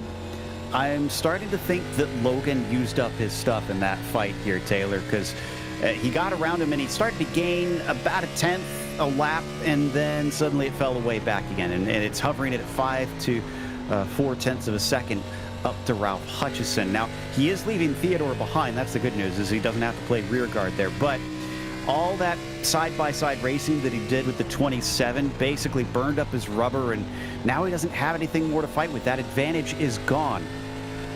Certainly is right now, as he is running a similar, actually was slower than Ralph Hutchinson last time around, a 28.37 compared to Hutchinson's 28.33. So those tires definitely giving way here late in the going for Logan Helton as the field works their way off turn 4.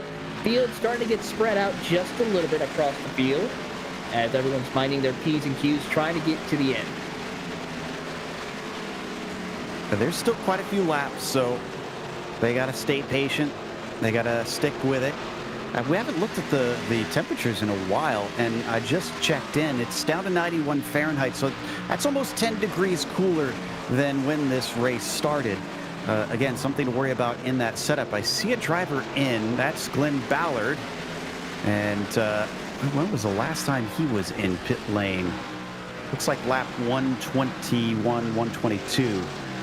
So I don't think he's at the end of his tires or fuel, or at least he shouldn't be, but maybe he's starting to think in the reverse here, trying to set himself up for the end of the race. Possible strategy right there for Glenn Ballard, as he's currently sits 18th. He will then go a lap down as we watch big issues for Scott Naslin trying to get around Zach York. Close for action for the Great Lakes Motorsports driver, trying to catch up to the Flying Arrows driver as they go back single file here as they work off turn 2. Yeah, they made a little bit of contact in 3, and that's why the 33 once again found himself ducking below the yellow line. Thankfully saved it and also didn't turn around York. The 49 gets himself a little bit of breathing space, which is probably, he's probably very grateful for that at this point, considering how tense things got for a brief moment.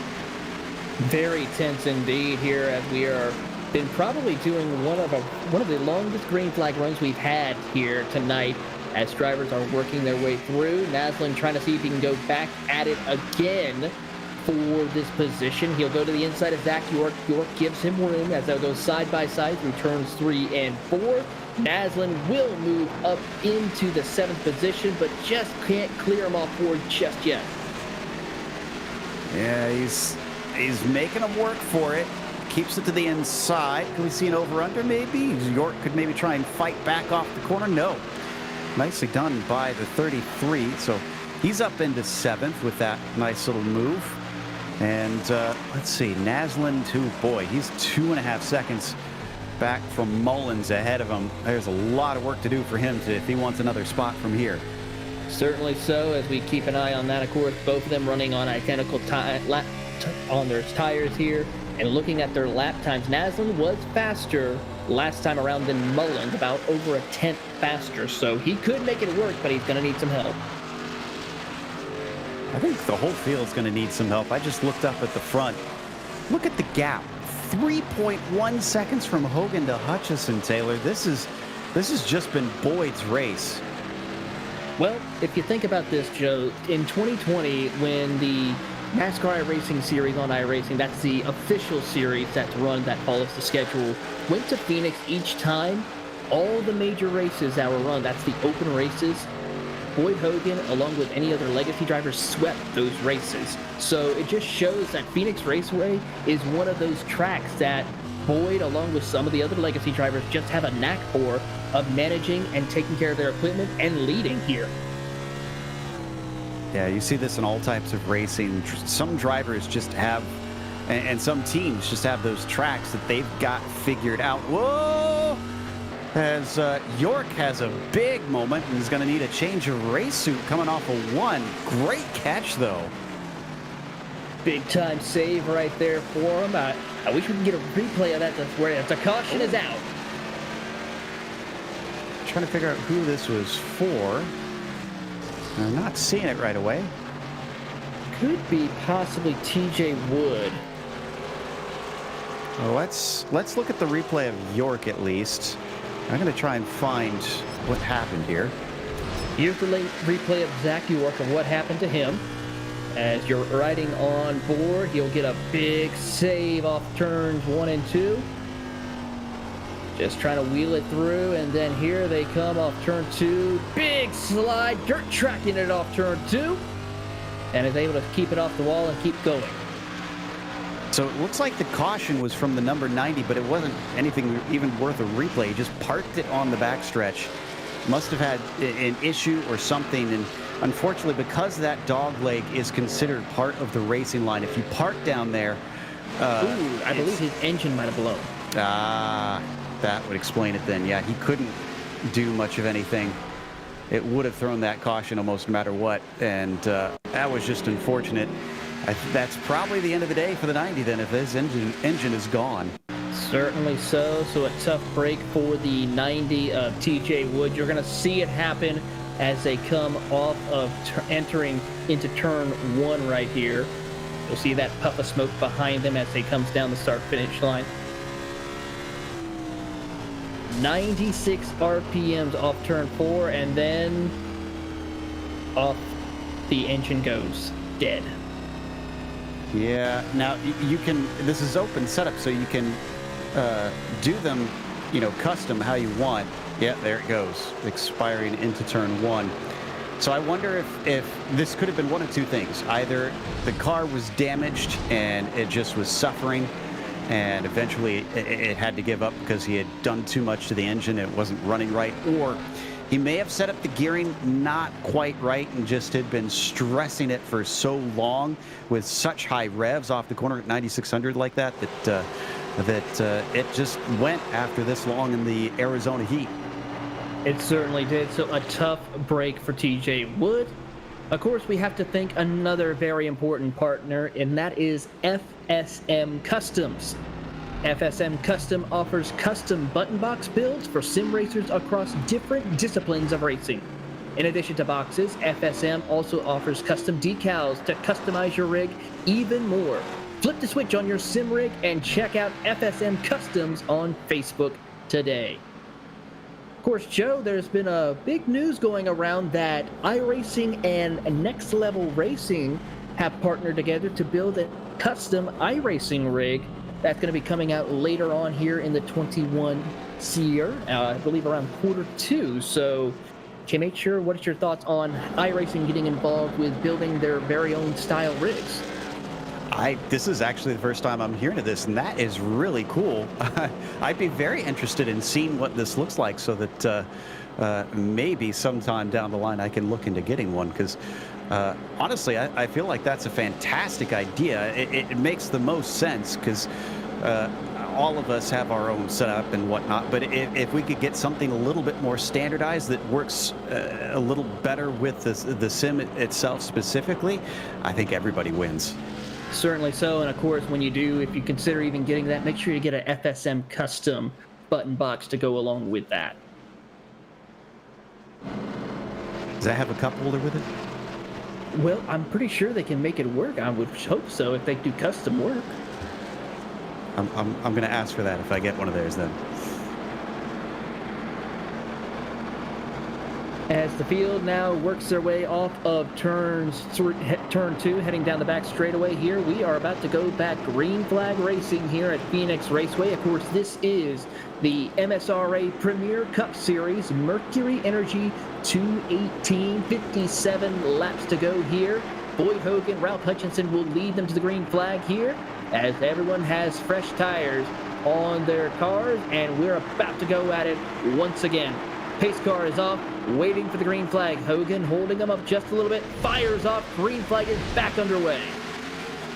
Wow, really good start from the 96, to be honest, and I do not feel good for John Theodore right now, because the last couple stints didn't seem like he was able to get by Hutchison. In fact, he's already being challenged by the 19 to his outside.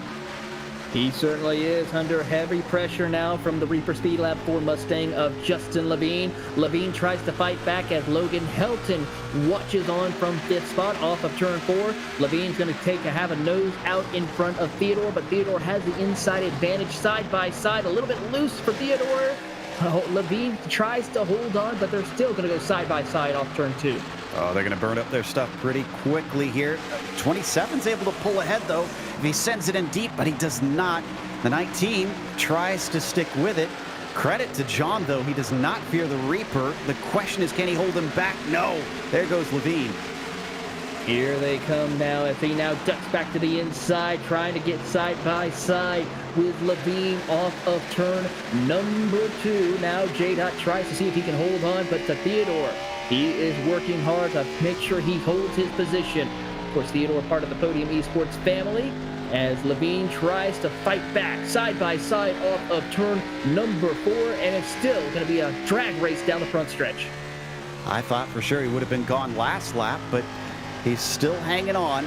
Again, I don't think this is smart, though. We have so much racing left to go, and if we get a long green flag run, they're going to pay for this down the line. They're using up all their stuff right now.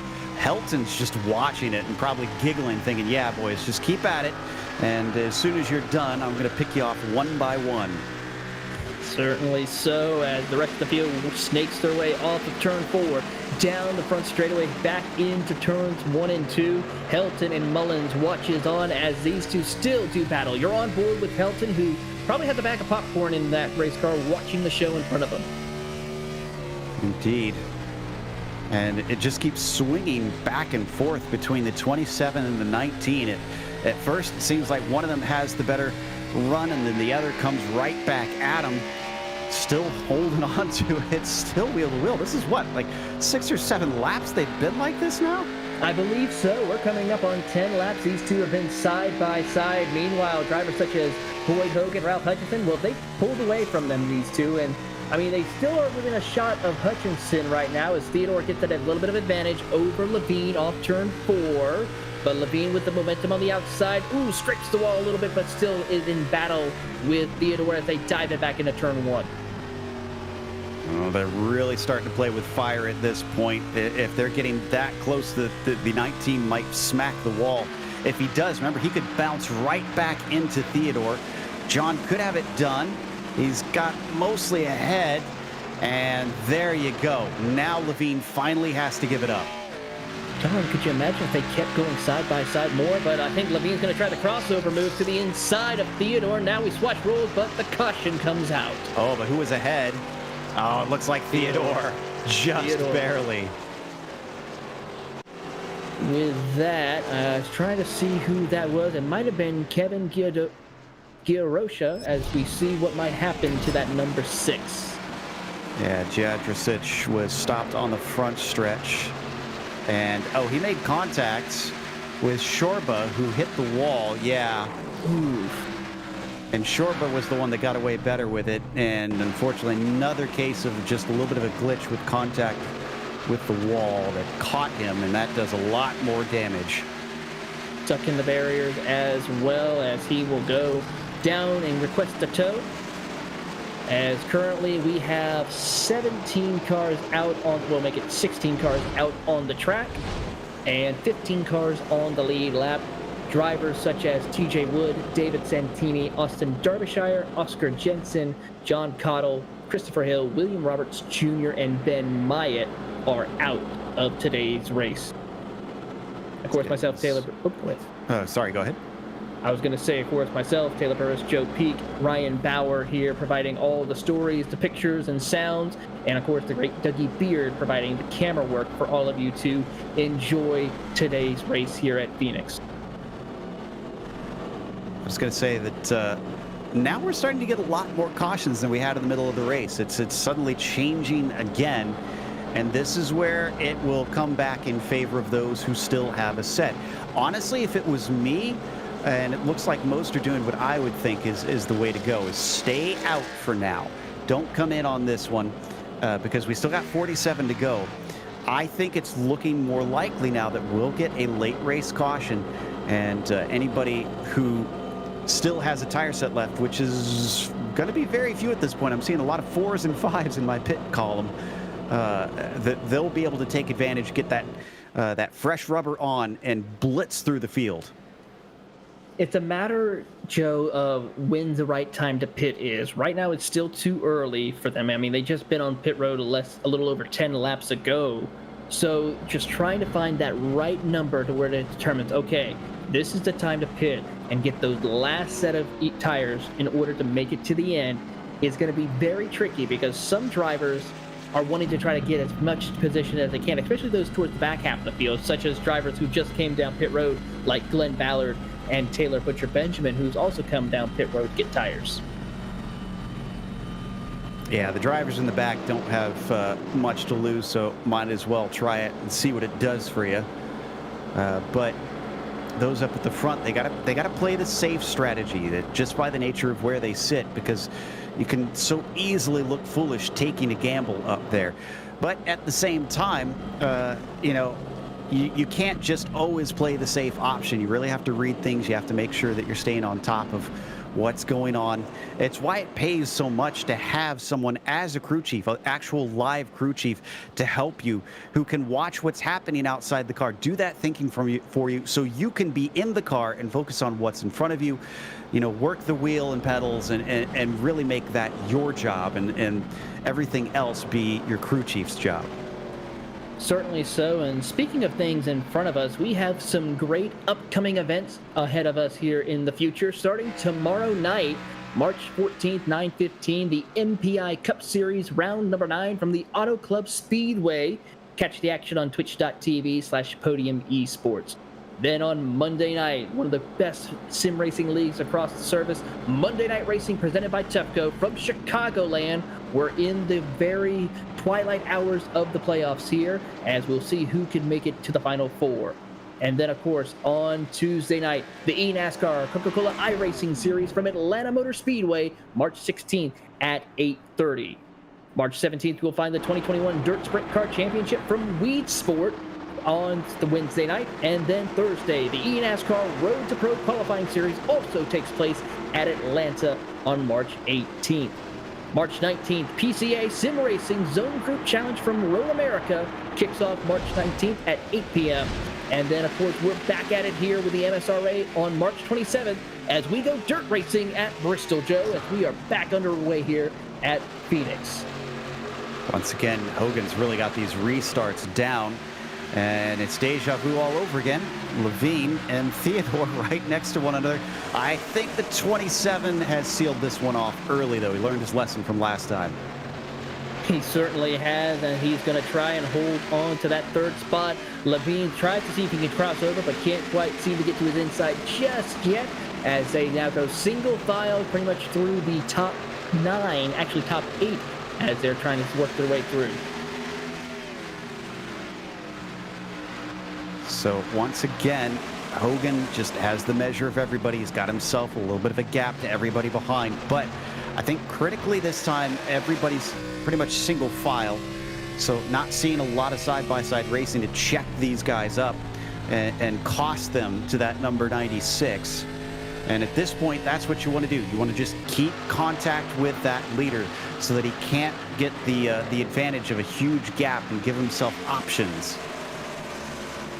One of the things that these drivers are trying to find is the option to pass, and Logan Helton is going to see if he can find that option to pass to the inside of Justin Levine. Can't quite get there for him right now, so he has to try again as you're on board with Levine.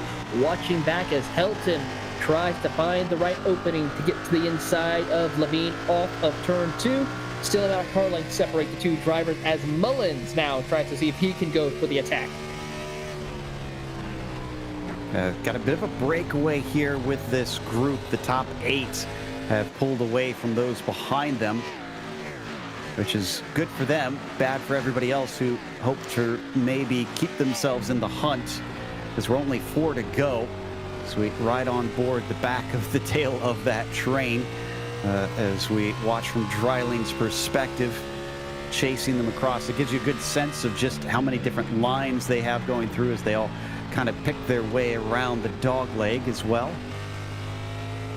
Certainly so, as we watch them all on board with Drelling and that number 22. Down the front straightaway, coming across the start-finish line here, under 40 laps to go here at Phoenix Raceway. Boyd Hogan still your race leader. 0.6 of a second separates him between Ralph Hutchinson as Theodore's trying to close the gap. It's 0.2 separating second and third as they dive it back into turns 3 and 4. Off of turn 4 as you're on board with Theodore. So John, ever since he got stuck back in this third position, can't do much more than just sit there and watch the back of the 51. That's going to get frustrating, but he's got to stay calm, make sure that when he makes a move, it's not going to be a wild one. It's not going to be a high-risk move. He's got to gather these points. So as rough as it is, knowing that I could have a second place and maybe could have challenged Hogan if I didn't get stuck behind this 51, he's still going to be on the podium if he finishes where he sits. So stay calm, let the race come to you. You don't know what's going to happen. Everything from here to the checkered flag is always a giant question mark. Nobody knows for sure. And see, just right there, he gets a great run coming down through the dog leg, and that's valuable information for him. He's going to take note of that and know that, that could be useful if I am fighting later down the line. Fighting for his way through the field, but also showing patience, knowing we still have 36 laps to go. And that's one of the things, Joe, we have to see in racing is balance. Yes, you want to be aggressive, as we see Theodore look to the inside of Hutchinson, but you also got to show that patience in giving and taking. Yes, we're 36 laps to go, but you know these tires are going to come into play late in the going if we do not have a caution here in these final laps. Great attempt there from John. Now, the problem is they're going to run into the same thing they had before when it was between himself and Justin, where they just started losing time and started being attacked by those behind. Now, they got a little bit of a buffer here, so that's good, but he can't mess around with this very long. Look at them take two different lines through there. Hutchison on the high side, and then Theodore down low. If they keep doing that, if they keep getting side by side, eventually they're going to get caught. So what John's got to do is he got to make sure that when he makes an attack, he's got to make it stick. He certainly does right now, as the gap between those two starting to pull away just a little bit. About 2.5 of a second separates Theodore from Hutchinson as they dive it back into turn 3. But a good battle is that battle for 4th position between Levine and Helton as they go off turn 4. Helton almost scrapes the wall and hits Levine, but they continue side by side. So Levine back at it side by side racing again, but with a different dancing partner this time. I cannot figure out this 63. At times he is looking like he's got so much underneath him in that car, and other times it just kind of becomes anonymous in this pack. Right now he's got a good attacking car getting up to 4th. Unfortunately, not a good defending car for Justin Levine. He's going to lose another spot to Mullins potentially. Here comes Mullins to the inside in that Canterbury RV. You're on board with him as Levine and the Reaper Speed Lab Ford been able to pull out in front and shut the door. But here comes Mullins with a head of steam to the inside. Sends the bumper there to him on the back straightaway. That's one bump. Let's see if we can see a second one into turn 3.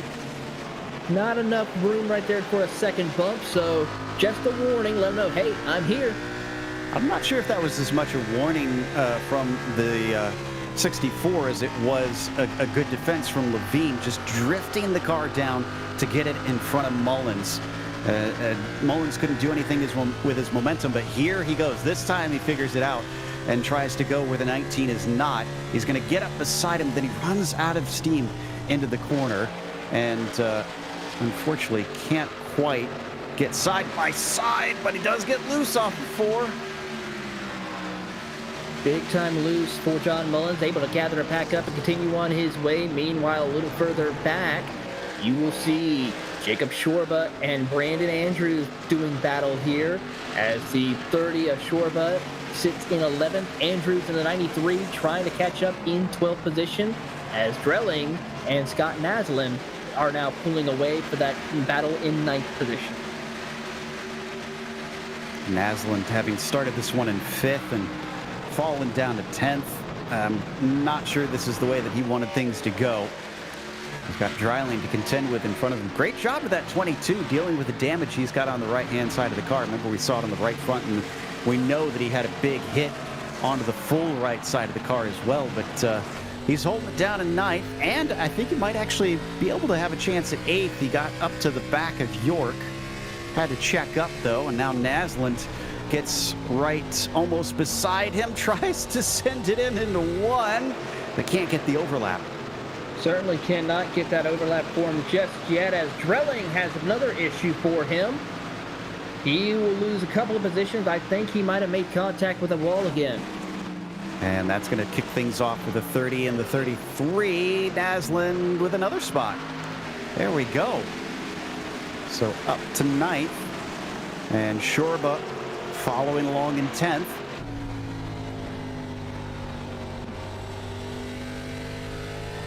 Went back to watch the incident that happened to Drelling, went below the yellow line, almost looped it around. Naslin was able to get around him quickly as possible and continue on his way. So that puts Drelling back to 12, Naslin up to 9, as Naslin has about a second to catch up to Zach York. They've been out on the same tires for a long time now, 33 laps. that they've put in since their last pit stop. So these things getting to be a little bit of a handful. Remember we said the magic number before where you start to lose a good chunk of the grip was lap 20, so they're far beyond that point, and they've still got racing left to go without a caution in sight. Unfortunately, though, we might have another caution just due to the fact that they are becoming so malicious to drive. Possibly a caution in sight, but for right now, we have remained clean and green for the most part. As you watch the battle right there for fourth, Logan Helton, Justin Levine, John Mullins, and throw in the 41 of Ty Cole into this mix. So a four-car battle for the fourth position as they come off a turn 4. Cole's been fantastic. He started 16th. He's up to 7th. And I don't think we've seen a whole lot of him. I want to say he was involved in at least one incident, but otherwise, the 41's just kind of been doing his own thing. Often you want those days where you don't have any huge dramas. You just work away at it, gather up the points, do the best you can, even if you can't get a win with it. So far, a best finish of 10th in the last 3 races at Auto Club. So looking to do a little bit better this time around if we are to stay green. The Ramsey Cole Racing Chevrolet with the FSM Custom sponsorship, as he is from Plant City, Florida, so not too far from my neck of the woods on the west side of Florida. As you're now on board with Logan Helton, the Nexus Esports driver, in that 63 Chevrolet, holding off the Ford Mustang of Justin Levine and the Canterbury RV Chevrolet of John Mullins as they go down the front straightaway. Levine taps the wall just a little bit, but is still keeping going, keeping that momentum on his side. And they've really dropped off of those ahead. Theodore's up by about 1.2 seconds. So now that Helton's got to the front of this group, he can't seem to shake them with Levine still behind him. Not good news for the 63. Wonder if he, again, just used everything up as he was trying to fight his way up to the peak of this group. Certainly could be a situation that it could be going on for him, but we'll have to keep track and see how those cars handle for him as they continue on their way. Currently, the driver who has the freshest tires that is on the lead lap is Ty Cole. He's about 12 lap fresher tires than everybody else, but he's in that area where it's starting to balance out for him. So that's why he's running inside the top 10 and trying to see if he can keep up with Mullins, Levine, and Helton. If we go all the way to the finish under green, which I would anticipate nobody's going to try and stop in if that's the case, we're looking at around 60 laps on these tires. So I hope everybody out there has been really saving and tiptoeing.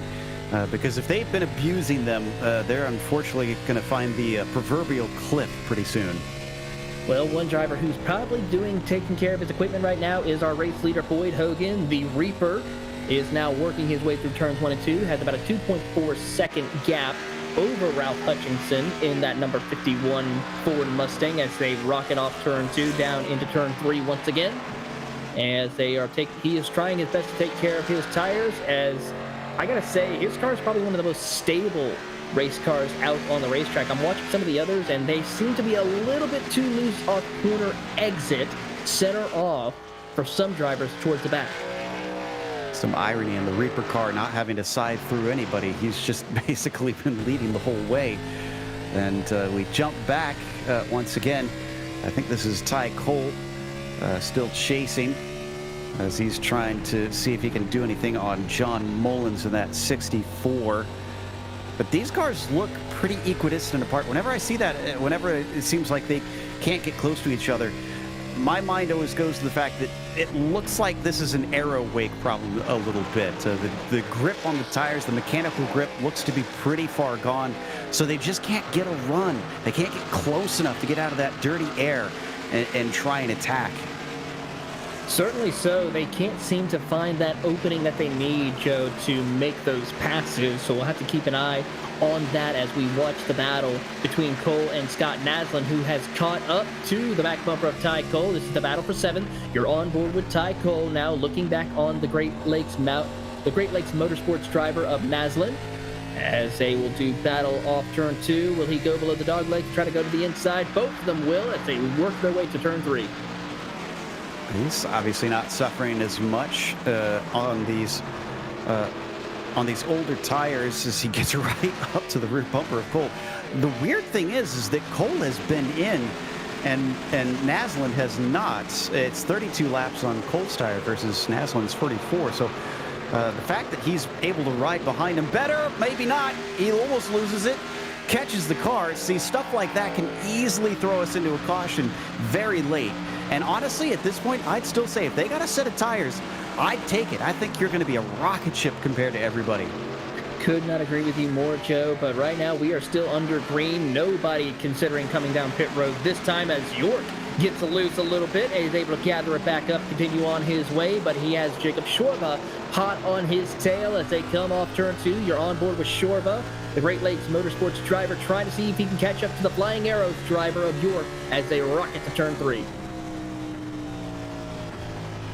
Trailing behind them in that 22, just kind of watching and waiting as they work their way through 3 and 4, down to 13 to go. This is some of the worst feeling, honestly. You've been on these tires for a long time. You're not looking like you're going to get a caution. It's been green this whole way, and another one getting loose. This time it's both Shorba and Dreiling. Dreiling saves it. He's going to lose some spots because of that, though. So we're starting to see a little bit of drifting going on off turn 2 for some of the drivers. But they're having great car control to keep it out of the barriers or into other car incoming traffic. Let's see if Mullins can make it through off turn 2 with no issues. And so far, the answer is going to be yes for the Bullring Racing Chevrolet in that Canterbury RV colors. Of course, look, as there's we our speak caution. there's a caution. It's Strunk.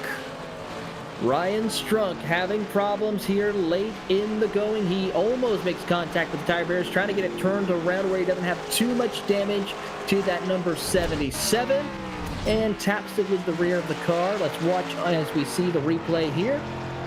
Comes off turn 4. Oh, just below that yellow line a little too much, and loops it around.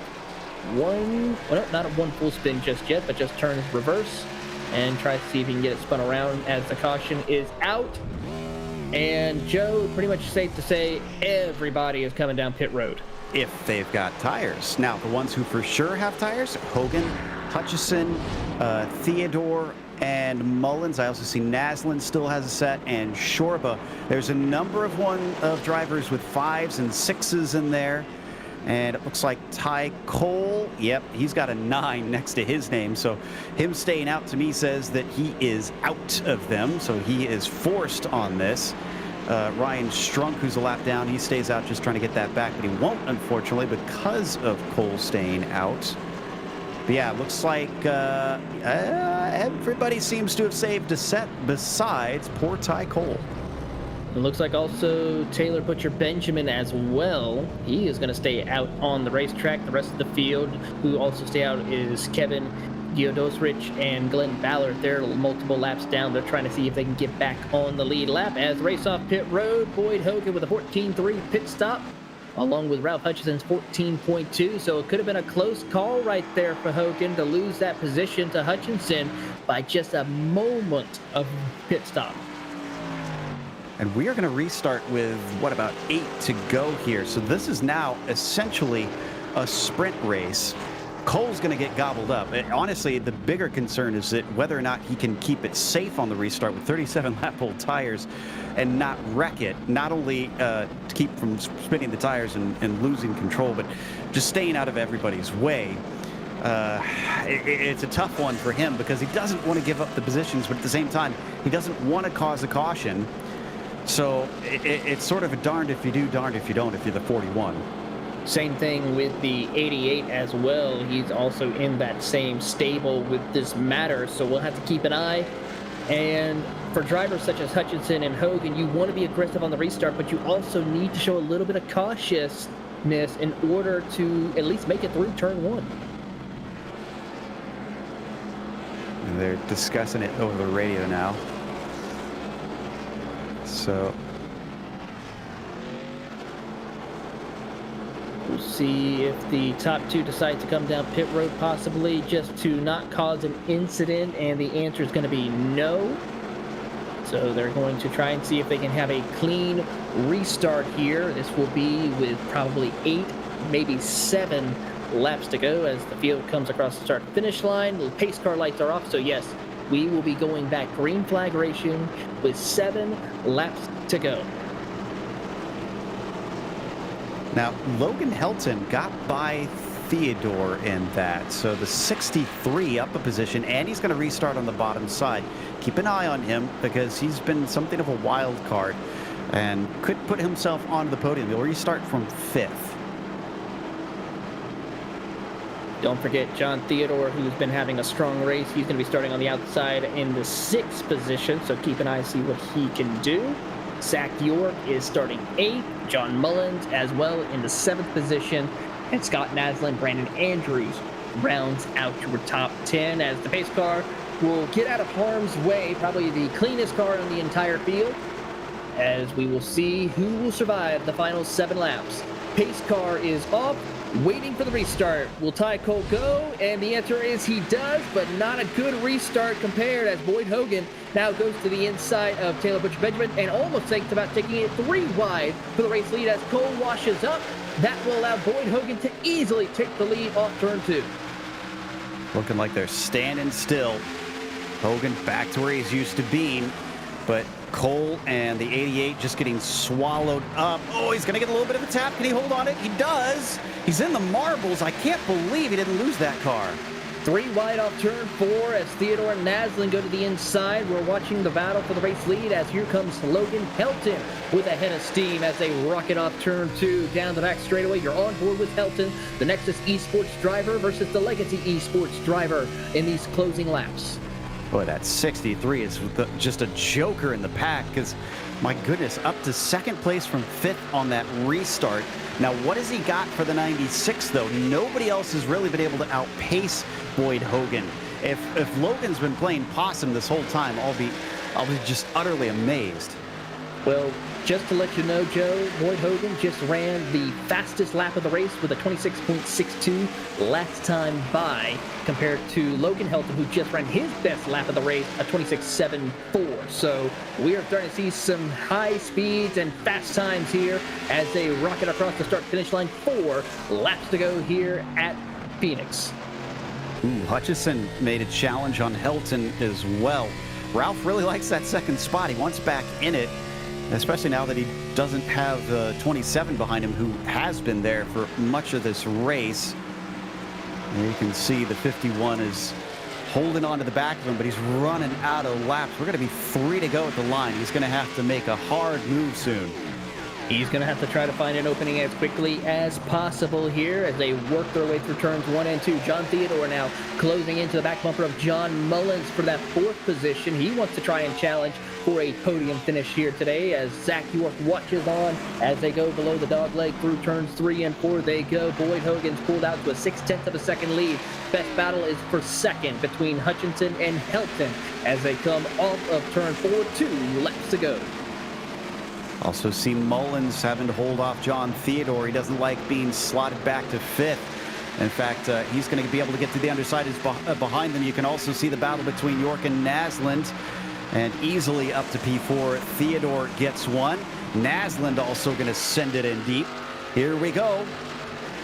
Off of turn 4, this is 1 to go, brought to you by Canterbury RVs. Boyd Hogan leads them through turn 1 and 2 for the final time, has a 0.6 of a second lead over Logan Helton. Helton, can he find anything to catch up to Boyd Hogan, the dominant driver of the race? He's got the pole, he's got the fastest lap of the race, he's led pretty much every single lap except for a few. Off of turn number 4 for the final time, Reaper Speed Lab Legacy Esports Zone, Boyd Hogan wins the Mercury Energy 218 at Phoenix as a couple of cars go 2 to 3 wide off for the finishing positions. Just an absolute masterclass from Boyd Hogan out there. It really showed you how to do it, how to control this race. And everybody's going to be left scratching their heads after that one, wondering what do they got to do to try and stop this 96, Taylor? That's the question everybody asks. Of course, he hasn't won every single race this season, but he has racked up 4 wins now this season. As we will now give you your full field rundown of the Mercury Energy 218 at Phoenix. Boyd Hogan, your race winner, followed by Logan Helton in second. Ralph Hutchison will come home third, followed by John Theodore in fourth. John Mullins will come home fifth, followed by Zach York in sixth, with Brandon Andrews seventh. Eighth goes to Scott Naslin, followed by Jacob Shorba in ninth. Rounding out your top 10, Joe, Justin Levine. Then in 11th, it's Chad Gunnigsman, who we didn't really get to see a whole lot of today. Tom Dreiling finished behind him in 12th, with Ty Cole 13th in the end. Behind him, Taylor Butcher Benjamin in that 88 fell to 14th. Both of them were the last cars on the lead lap. Gio Drosic, who tried to save his tires, well, it didn't work out for him. He was a lap down in 15th, Ryan Strunk 16th, and then we get to cars to get into who had big problems. Glenn Ballard 4 laps down in 17th. TJ Wood, I think our first retirement in 18th. David Santini 19th, and Austin Derbyshire in 20th. 21st goes to Oscar Jensen, followed by John Cottle in 22nd. Christopher Hill in 23rd, followed by William Roberts Jr. in 24th. Ben Myatt in 25th. So your 25 cars started the race, and unfortunately about 17 will finish here tonight at Phoenix. And as Boyd Hogan celebrates, we'll give them a few moments here, and we'll wait for our podium finishers to make their way up to the booth to interview them.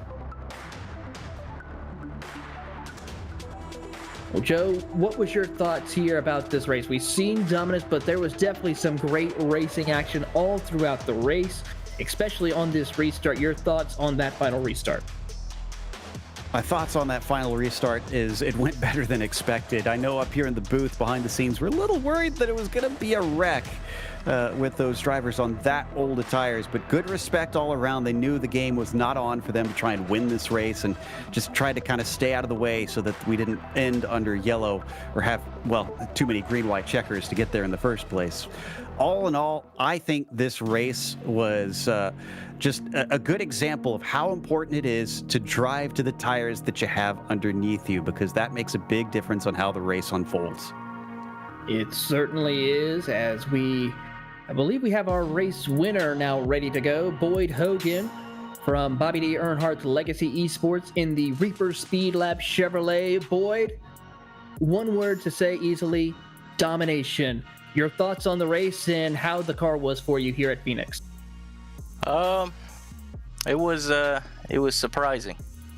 I was kind of worried about how fast we were gonna be, because I mean we came out Thursday night, I think, and Chris and I ran a race, and we were horrible, man. We sucked, and I woke up this morning, Chris had already started working on the car, and we went to work on it for a few hours and finally got the feel we were looking for. But you never really know what you're gonna have when you come into these races. There's so many good guys and so many good teams in here that, I mean, anybody can win on any given week. We've just kind of started off the way we'd like to. Well, with that makes it win number 4 for you this season. As we look ahead throughout the rest of the season, are we going to be expecting you to be trying different strategies in order to see how you can do in the playoffs? Because this is the championship race in November, so I'm pretty sure you're going to be taking notes regarding this race for you to come back here in November. Yeah, for sure. It's going to be... we'll definitely be on the aggressive side of some calls. I mean, we already were last week with fuel mileage strategy that, I personally didn't even think was really going to work out, and we ended up winning the race off of it. And then today, we were pretty screwed. If we had one more, just random caution in the middle of the final stage there, because that was our last set that we used on the last stop there. So if we would have had one more caution at any point, we probably would have been out to lunch. But yeah, we're trying some different stuff for sure. Well, Boyd, before we let you go and celebrate this victory, who would you like to say thank you to? I got to thank Chris Hill. First and foremost. Like I said, before I was even awake today, he was already working on the car. It sucks he got taken out. If anybody deserved it, it was him.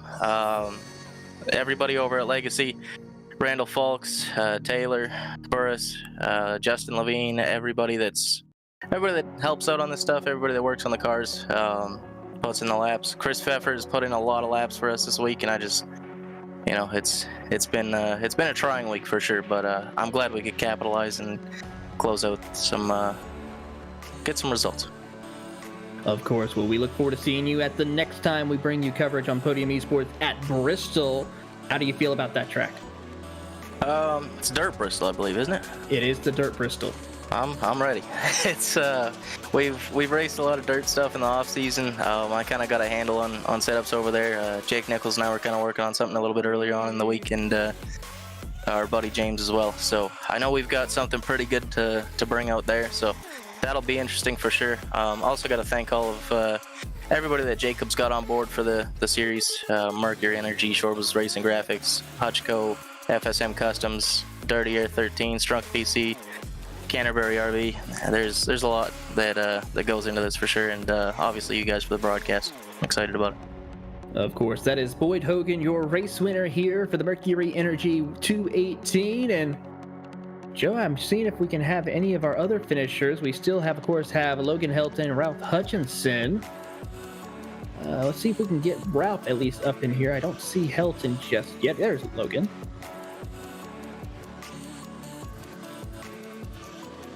See if we can get him in here as we try to get a few more interviews to see from the driver's perspective. We can always talk a lot about what we think is going on, but until we hear afterwards, it's a lot more edifying that way. Here we go. I think we got him now.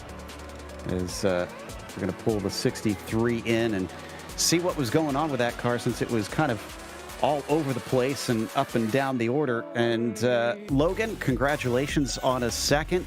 The car at times looked incredibly on point, and then other times you were just kind of mired down in the mid-pack. It almost looked like you could come and go as you pleased. Was that the case, or was the car kind of in and out of form for you? Well, all night long, the car had some problems with it. It was a little bit tight in the center of the corner, but if you pushed it to try and get it better off the corner, it could snap loose sometime. Into the corner, it snapped loose a little bit, but throughout the race, we made a couple adjustments, and towards the end, or towards the halfway point, I think we found our money spot where it wasn't going to get any better than that. So I worked all race long just trying to get better with it, trying to get more used to it, if that makes any sense, because it's technically just a different setup. And yeah, it was just a up and down race. We got some damage early on from contact, just hard racing, and we had to come from the back one time with the new tires. The story with stage 2, I didn't mean to stay out because I thought we only had a couple more laps left in stage 2, but we actually had more than 20 laps left. But in a way, that kind of helped me with having those extra sets. I guess it all worked out in the end. Now, let's talk about up to that final caution. One of the longest green flag runs that we had seen, and the longest that anybody had worked on the same set of tires. What did it feel like in the car trying to work it around here? Because I know in my time just practicing on a few short stints, it already felt super loose at this place. Yeah, with the setup we had, it kind of felt like the right front was being used up more than I wanted it to. So in the middle of the corner, I had to wait on it a lot more longer than I wanted to. But whenever we got to the exit of the corner on that long run, it would get pretty loose. So it was a lot of waiting on my car for that race on those long runs. And then finally you had that last restart. How in the world did you go from 5th to 2nd that quickly? I'd say a little bit of luck was involved, and those cars that stayed out on those old tires definitely helped. And I really don't know, to be honest with you. Luck and a little bit of help from some old tires. Sometimes you'd rather be lucky than good. Well, again, congratulations. Sorry it wasn't a win, but a podium will give you some valuable points today, sir. Yes, I'll take second any day with that kind of car. That was Logan Helton from 8th to 2nd. Taylor, I do believe that you've caught up with Ralph Hutchison. Yes, I believe I did. Ralph Hutchinson, the Great Lakes Motorsports driver in the HutchCo Ford, coming home in P3. Ralph, you got a copy? Yep, 10-4. Ralph, well, congratulations on a podium finish here today at Phoenix. I mean, this is one of your best finishes in the past couple of races. Your thoughts on the conditions of the track and your competitors? I absolutely love the racetrack. We've really fought our speed in the HutchCo Ford Mustang this week, and worked really, really hard this afternoon and got it right. You know, would have liked to be one spot better there, obviously, but that's about where the car deserved to be. Brilliant rebound for us as a team. Your thoughts on the rest of the season ahead? You have a lot of work to do with having a couple of finishes outside the top 20 this season so far to try to work your way up through the points to get a cushion. Your thoughts on the next couple of races ahead? As much as I want to go race for wins, it's extremely important to go run really good in stage 1, stage 2, top 5 finishes, exactly what we did tonight. Definitely dug ourselves a bit of a hole with some unneeded, unforced errors. Definitely looking to rebound, and this was a good one for us. Well, before we let you go, Ralph, is there anyone you'd like to say thank you to? Yep, obviously a big thank you to HutchCo, Mercury Energy, Shorba's Racing Graphics, FSM Customs, Dirty Earth 13, Strong PC, and Canterbury RV. Thank you to them for putting this on so we can come have a blast on a Saturday night. Of course, congratulations to Ralph Hutchinson, our P3 finisher here today. As we come to a close, Joe Peak, as we saw great racing action, a lot of great battles all throughout the track, and of course, we saw the domination. Let's actually get one more person. We got one more person who wants to come up and talk. As John Theodore, who I gotta say, John, you put on one great battle, and of course, thank you for allowing your fans to come over and rate to watch this interview. The battles that you had were phenomenal. Tell us how your car felt throughout the duration of this race. Car was driving great all night. Made a couple adjustments to loosen her up a little bit. This is the first week that I'm running Reaper sets as my base. Those guys were kind enough to invite me in and offer the setups they provide as a base. So had a much better starting point than I've had for the first few weeks of the season. Definitely the best run I've had all year so far. So a lot of fun. It just great racing all night. Had what was it, around like lap 160 with Justin, where we were side by side, lap after lap after lap. That was just super fun. So yeah, really, really good night. Shame that I didn't get second or third. I felt like I had about the second or third quickest car. So a little disappointed to come up one spot short of that, but still a really good night tonight. Your thoughts on the next couple of races ahead of us right quick, John? Of course, we have Bristol Motor Speedway, the dirt configuration later on in a couple of weeks' time. How do you feel about racing there? That's going to be tricky. I have very little dirt experience, so that's gonna have to run a lot of A opens and put in, use NIS open for some practice that week to get comfortable with it. I have no idea how to set up a car for dirt either, so that's going to be a tricky combination for sure, but I'm looking forward to it. It looks super fun. So yeah, I mean, I think we got Atlanta coming up next week. That's always been one of my better tracks. I like it because it's real loose, no grip and stuff like that. So who knows, maybe my preference for low grip tracks will end up working out for me at Bristol on the dirt. Well, of course, John, before we let you go, anyone else you'd like to say thank you to? Yeah, big shout out to AnyKey.org. I was added on as an affiliate with them this year, which is why they're their primary sponsor on the car this year. So the Good Luck Have Fun pledge I think is a really important part of just promoting good sportsmanship in gaming. I think that's a great message to keep getting out there every chance I get. Also shout out to Grip TV, Podium Esports. Obviously you guys are on the car as well, and of course my teammate Gary over at Diamond Hands Racing helps out a lot with talking me through setups and stuff. So yeah, big shout out to all those guys. Good to this is the second top 5 in a row, and I don't know if I'm ever going to have the speed for Boyd to be able to go up there and get wins to get in the playoffs. So my strategy has just been to pile on as many points as I can to leave no doubt that we're going to be in the playoffs, and hopefully come playoff time we really got something for them. All right, we look forward to seeing you at the next time we call a race at Bristol Motor Speedway, but good luck to you next week at Atlanta. Great. Thank you, guys. Appreciate you. That is John Theodore coming home in 4th position here tonight. As Joe, we come to a close here tonight. A lot of great racing action throughout the race through several drivers. Of course, we had the battle we just talked about, John Theodore, Justin Levine, and John Theodore and Ralph Hutchinson, and then the domination of Boyd Hogan, and then the surprise comeback of Logan Helton. Your thoughts on this entire race here tonight? My thoughts are that this basically was what I said before. This was an exercise in tire management, but I personally love those races. I think that really brings out the driver's skill in everybody, because you have to think about everything that's going on. You have to drive the car in a certain way and also be quick and manage everything that's happening around you with people attacking, needing to attack them and whatnot. And I think Boyd Hogan displayed once again that he was worthy of these victories, because just nobody could touch him. And that was an impressive run from him.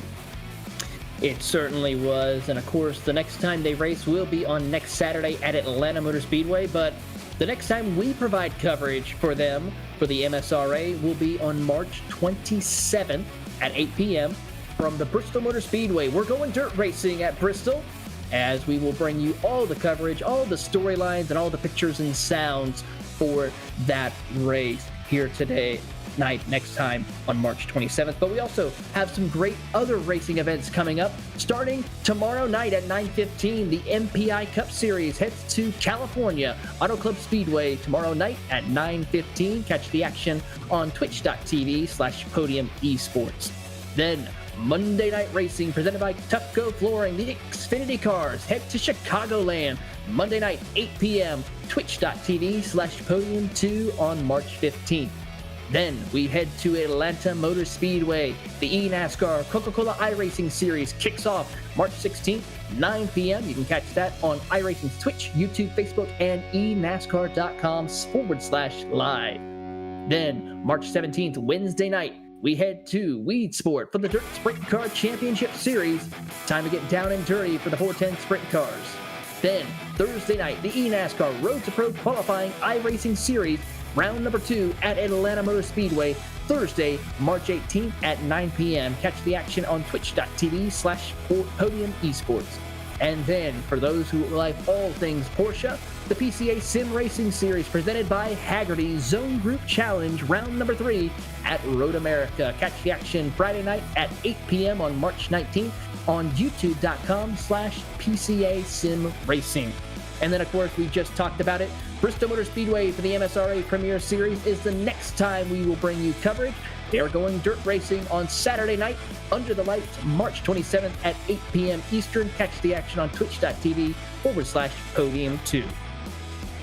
Well, with that, it's time that we come to a close. For James Pike and Cisco Scaramouza, Gary Sexton and John Theodore at Podium Esports. For tonight's team, Ryan Bauer, our producer, camera work provided by Dougie Beard, and my colleague, and good to actually say good to be finally working with you once again, Joe.